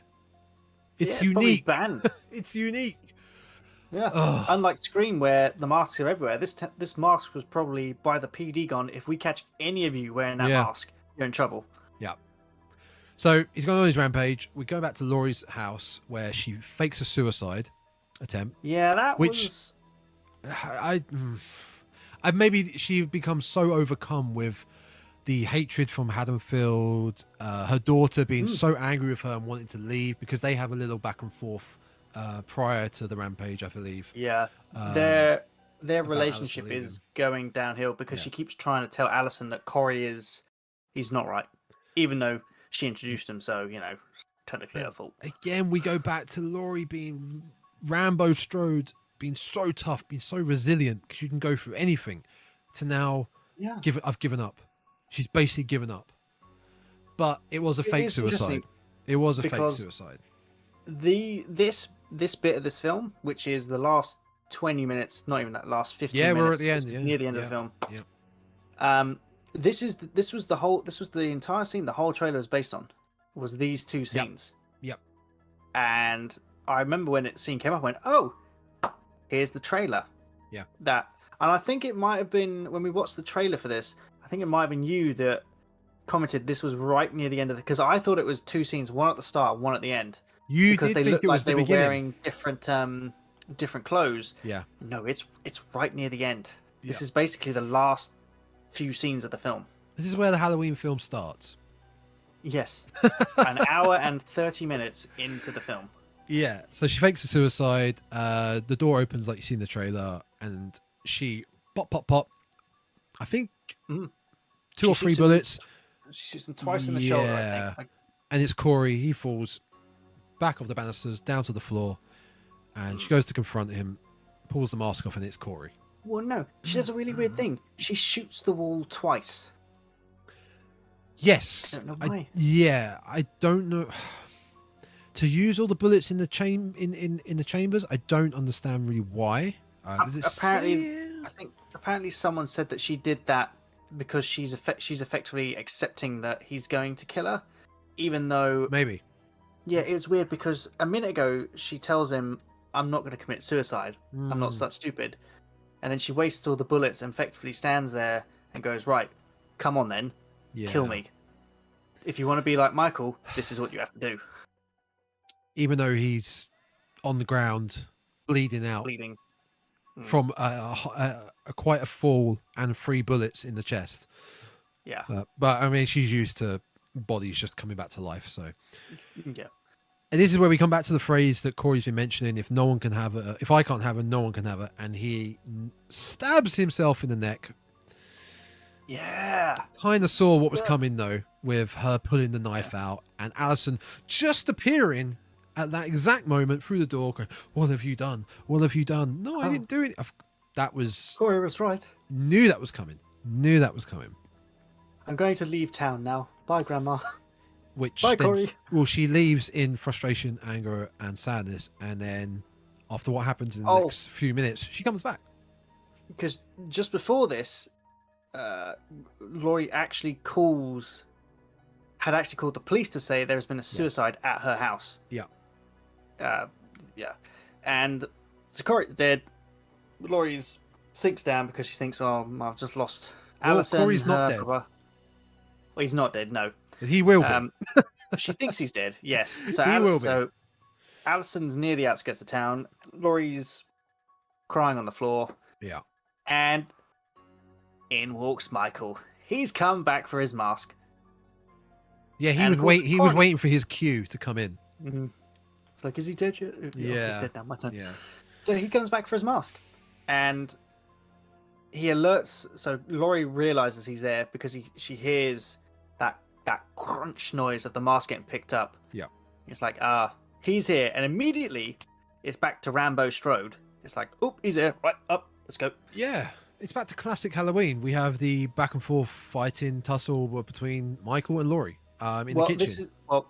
Just before this though, Corey comes back to life. Michael goes, no, cracks his neck, and then proceeds to walk off. Yes, that is where we say goodbye to Corey. And I don't know the reason behind this, but so Frank calls Allison, or she's listening to police radio chat. I don't know how she gets this. I think Frank calls and says, "Oh, Laurie's reported a suicide at her place." Does that happen? Yeah. So I don't remember Frank that at all. Yeah, it's when she's just on the outskirts, and she gets a call from someone, and it's Frank, and goes, "Oh, Laurie's reported a suicide at her place. Oh, wow. Is she in danger?" And Allison sits there and thinks, "Oh, that's weird. Why would she wouldn't do that?" Immediately turns the car around, Yeah, and drives all the way back to her place. Okay, well that gives a bit more reasoning because I do not remember that scene whatsoever. In my memory, I remember it as Allison leaves after thinking Laurie killed Corey, and then she's back in the house about 5 minutes later with no reason. No, she comes back because I think Frank calls her, says Laurie's reported a suicide. Okay. I'll give it that. That then triggers Allison to sit there and go, "Oh, so she wouldn't do that unless it was being made to look like a suicide or something." Immediately, apparently, then she realizes that Corey's evil and heads back. So I don't know. So it's weird. After the struggle, Laurie is able to pin Michael to the kitchen table. Yeah, I thought this little end fight was such a... It was over so fast. Yeah, it wasn't great. It wasn't great. No. They have this little mini bit where Michael throws her around a bit, tries to lop off a finger in the garbage trash disposal. compact. Yeah, it doesn't work. And now, on the way home from work today, I was going through some things in my head, and I had a 5-minute rant with myself about how easy it was for Laurie to pin Michael to this flipping table. It was. When this is Michael Myers, the dude who survives everything, gets stopped by a knife that's literally the size of my phone. Yeah, in his hand. I just sat there going, this is Michael Myers. It's like, just pick the knife up. You're the dude who can hold people up by their neck, full-grown men by their necks, and you can't get off the table. Yeah, because he's pinned by one blade in one hand. He's doing like some funky up-down pose thing. The other hand that gets pinned by a big blade, and she... I'm not sure if Allison's back at this point. No, Allison's not back at this point. She comes back in a minute, but Laurie proceeds to tip the refrigerator onto him, just to hold him down. Laurie slits... So she takes the mask off and slits his throat. Yeah. He breaks one arm free, apparently. That's what it says here. He does. So so his hand is above his head. Yeah. He rips it down through the blade, so his fingers are fully like... Yeah, now he rips it free. There was another horror scene where they did that. I can't remember what it was, but they get like a blade through their hand. Yes, I know exactly what you mean. I believe we've talked about that. Yeah, it like goes out and... Oh, I can't remember what that is now, but yeah, I know exactly what you mean. Completely down the middle. Yeah, that's the one. I can't remember which film it is. It's really annoying. And so, Michael grabs her and just proceeds to choke her, I guess. Yeah, completely. And Allison has no purpose in this film again. No, she's not just really. She's not even that. She comes in and she Rambo Strodes herself and just grabs Michael's arm and just snaps it in half backwards. I was like, okay, all right, fair enough. And then Laurie proceeds to slit both of Michael's wrists, and they just stand there and like, cool, watch him bleed. Now we come to the final scene that made me laugh and go again. What the actual fuck am I I watching? I wonder if they watched a certain YouTube channel when they came up for this ending of how Michael is disposed of, because there is a YouTube channel where a guy has, the Oh, big I've trash seen them. Yeah, compactors. yeah, I've seen them. The hydraulic I presses. sat, Yeah, yeah, I sat there hoping that yeah, when they were writing this, they took a break and they saw this YouTube channel and went, yeah. "Ooh, ooh, that's a good idea." But before they get to the scrapyard, they tie Michael's body to the top of the police car, and they all decided this is the way it's got to be done. This is the way it's got to be done. We've got to get rid of him. But He's not dead enough. the fact that it ended up being like a procession of all of Haddonfield's, the group that like the police car slowly driving down the road, and then the group got bigger, and then more people started to come, and then more people started to follow, and it was like a procession following Mike to the scrapyard, and then crowd surfing him over. Not even that. Before that, we have the FBI guy who comes back. The FBI, the sheriff. Oh yeah, he just appears for he appears 2 for minutes, 2 seconds. Yeah, and it's like you said, they've strapped into the car, and this other police officer goes, "I'm sorry, but this is not the way we do it." Yeah, and he literally turns up at the right moment when they're talking about it. At the right moment, and goes, "It is today." Sheriff Barker, sorry, that's what it's got here. I couldn't even remember his name. I couldn't remember his name. I think most people in that town, if they had someone as bad as Michael Myers, would all have just turned around to the police officer and say, "Right, we'll just go back to the police station and just plug your ears because we're doing it whether you like it or not." Yeah. Like the whole town would just turn around and go, "We're all going to say the same thing." He just disappeared. His body just fell into the compactor. They made it such a big deal that like this is what Haddonfield needs. This is what Haddonfield wants. We need to cleanse the horror of Haddonfield, and this is what we need to do by having a procession line, and then this is the trash compactor. They all crowd surf his body over to the. It's like we're all part of this. We're all helping. We're all doing this as a team. Now, I must admit, so dumb. I got a little confused at this point because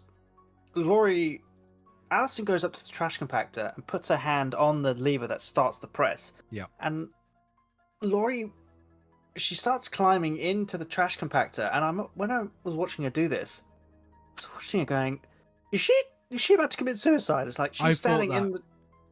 If Alison pulls that thing, she's going down too. But no, there's just a convenient little bar that she could stand on. I thought there's going to be some bullshit. Either she's going to commit suicide, like look back to Alison and go, "I'm sorry," or "Goodbye," and jump in. Thumbs up Terminator thing. Yeah. Thumbs up. Or they'll do the supernatural bullshit and Michael will grab her in and pull her in with him. Yeah. But no, she just kicks him in and he gets chewed up like mincemeat. Oh, he does. There's no coming back from that. And that's it. He's dead. Yep. We have a happy ending for Laurie in a way. Alison has left Haddonfield. She's starting a new life somewhere. Laurie finishes her memoir. Goes on a date with Frank. Nice little heart-to-heart with Frank. And she kept the mask though. She does keep the mask. She did. That's a nice memorial, isn't it? That keep that. Like Michael's dead. I'm gonna keep his mask though. It's like, come on now. This film's a mess. It really was. Did not enjoy this film. No, I mean, again, I always say this. I give props to people who make films. I give you props for making a film, but it went off the rails. Would you like? Go on. To be fair, they started going off the rails with Halloween Kills. Yes. And this film, pretty much, it could have been done in about half an hour. I mean, I think when I was discussing it with my missus on the way home, we both agreed that what they could have done is they could have started the film where Corey is pushed over the bridge and finds Michael, brings him out of this weird stupor, and then he goes to find Laurie. You do the end scene. Yep. You could literally have just done it in about half an hour. Well, do you want to hear my take on the film and how? Yes, I do. So, this is what I've noted down for how I would have done Halloween Ends. It's in bullet point form, so bear with me. Corey still kills Jeremy. That all happens. Okay? His depression still kicks in, and the town having an agenda against him is still there. right? It's all still there. That's all still there. Yeah.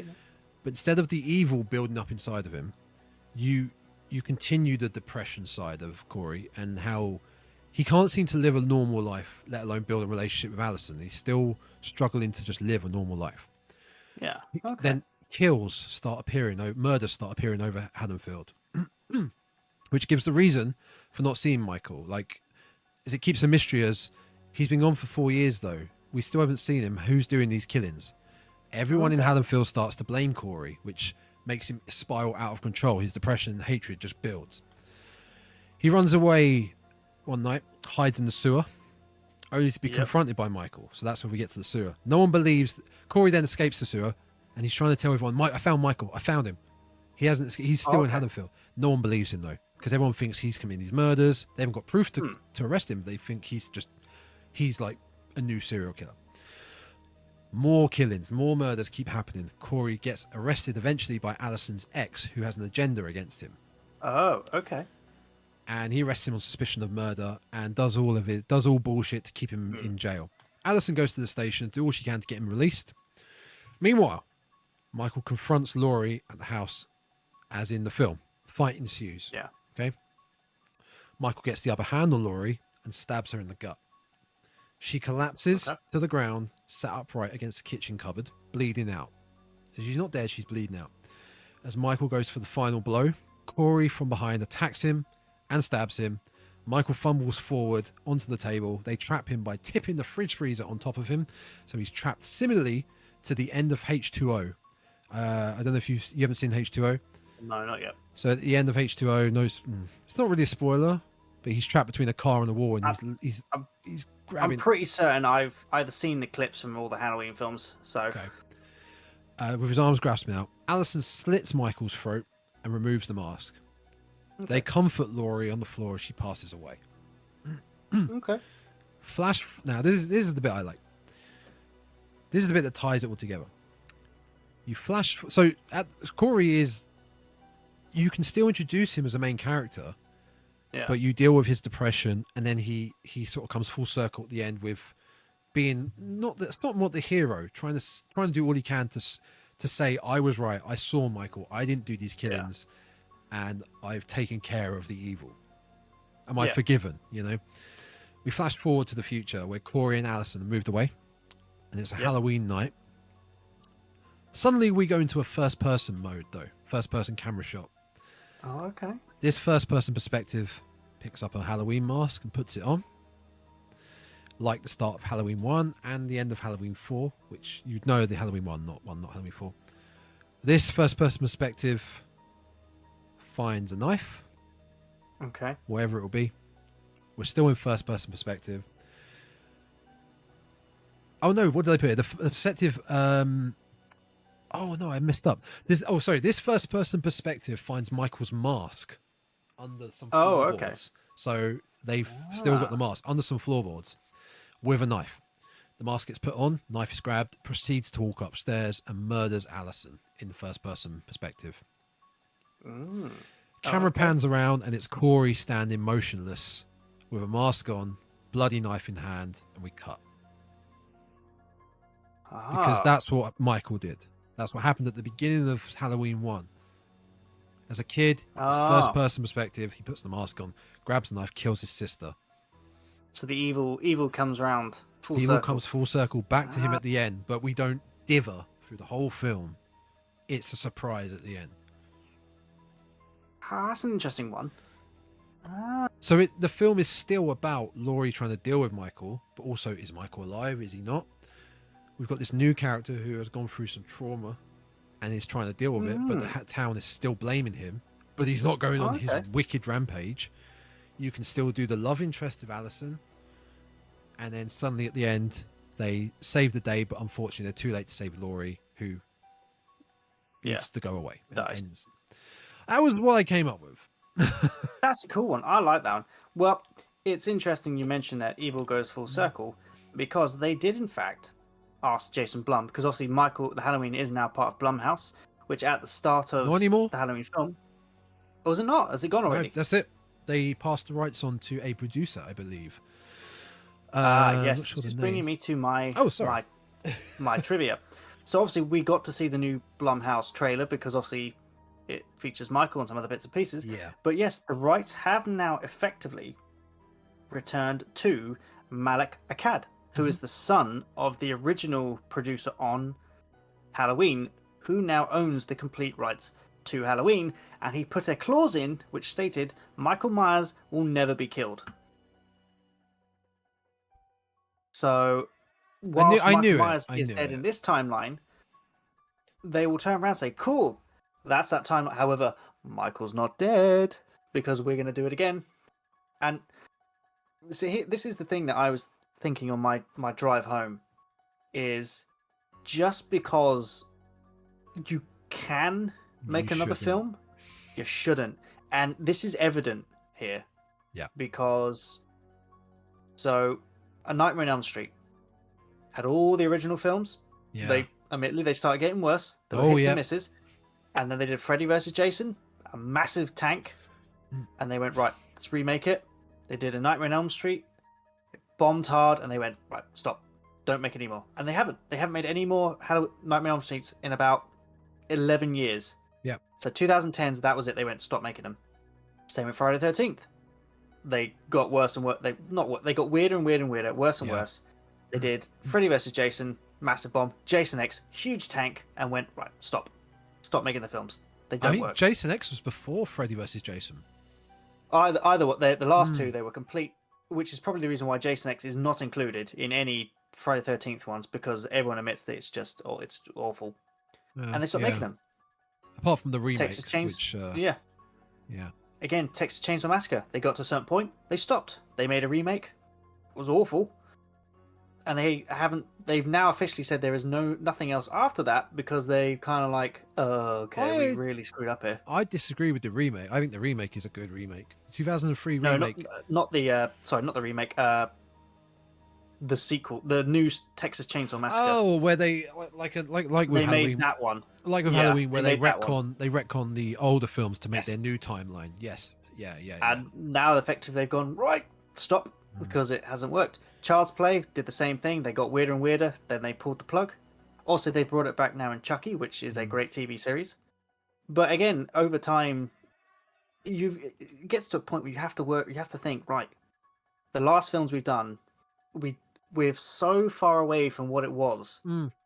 Should we not just stop and go, right, create something new? Just let's get some new slashers in here, because the old ones, whilst yes, they pull in a crowd, people are watching these now going, but it's not the Michael Myers or the Jason or the Freddy that we want to see. It's some weird thing that you've kind of butchered there. The thing is, this is our logical thinking. This is exactly what we think, and I'm sure a lot of fans think for a lot of franchises. But it all comes down to the fact it's a business, isn't it? The film is the production studios. It's all down to the business, and if they can make money off it, which this film is making money. This film is up to 60 million in the first weekend. That means it's profitable, unfortunately, because it's got the name behind it.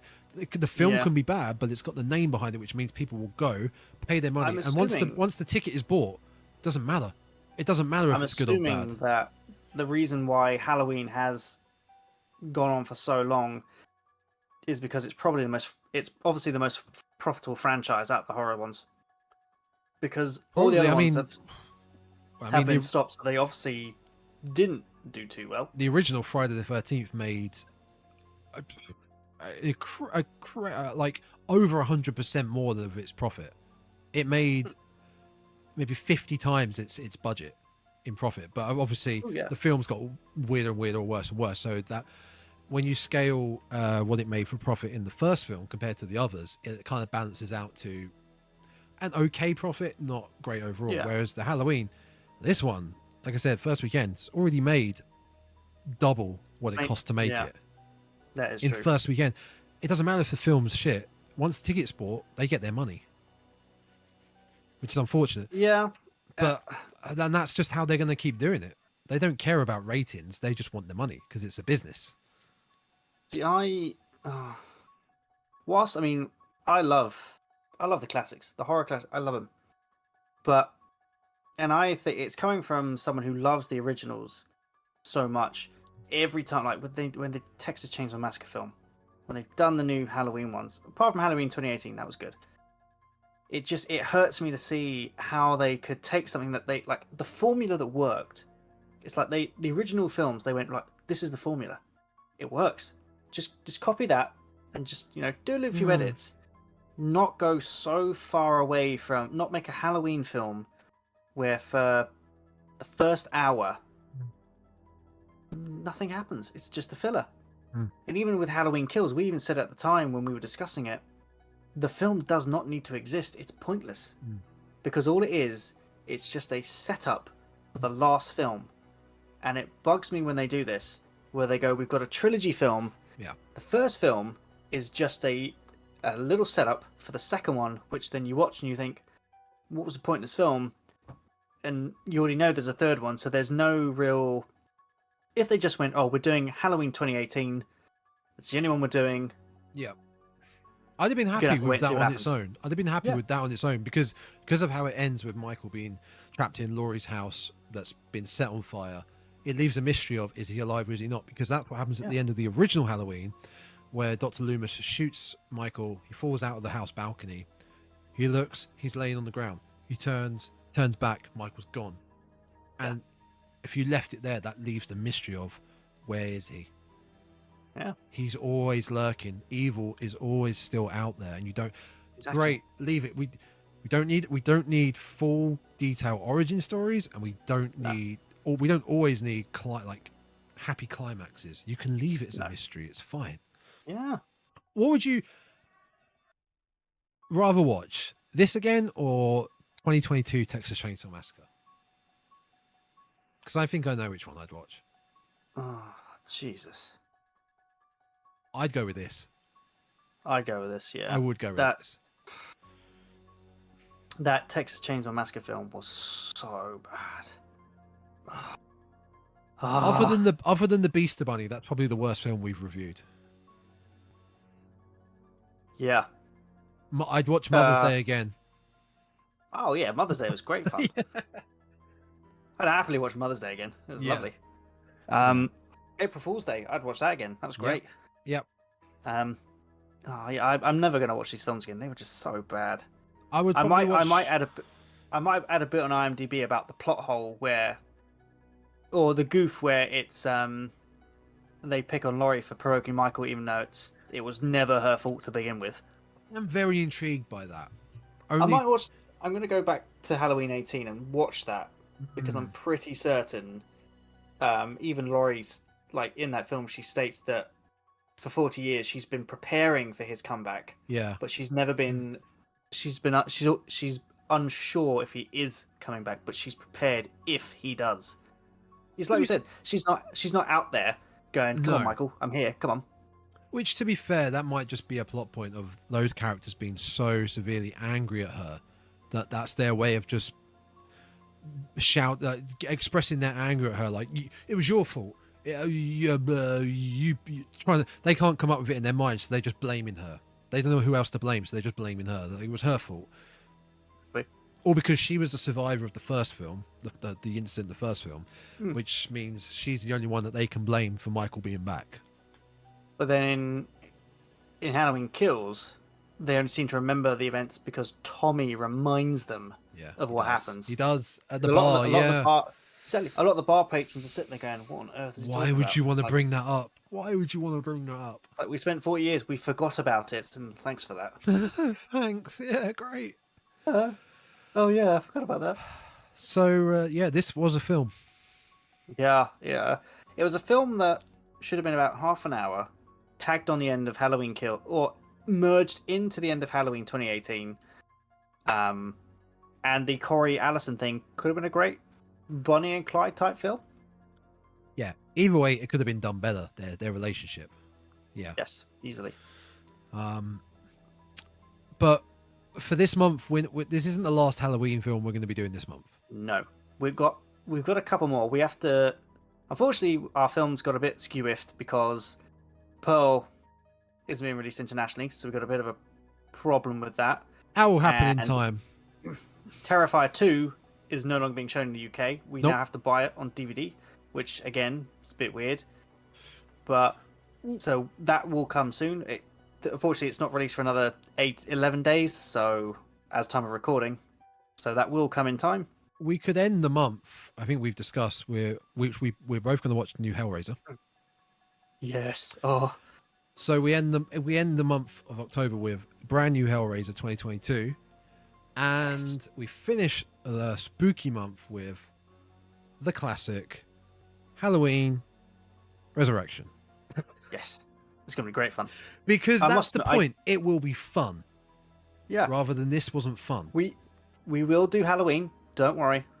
We are going to do the original but it's one that we will have to go back and watch again because it was so iconic. Can't blow your load just instantly like that. I know. I will say though, I did see it was a TikTok video of all the new Cenobites in the new Hellraiser film, and I must admit I did sit there watching this video going, "There's quite a lot in this." Well, there's only 3 in the first, and I was like, "Ooh, there's a lot in this film." Are they interesting?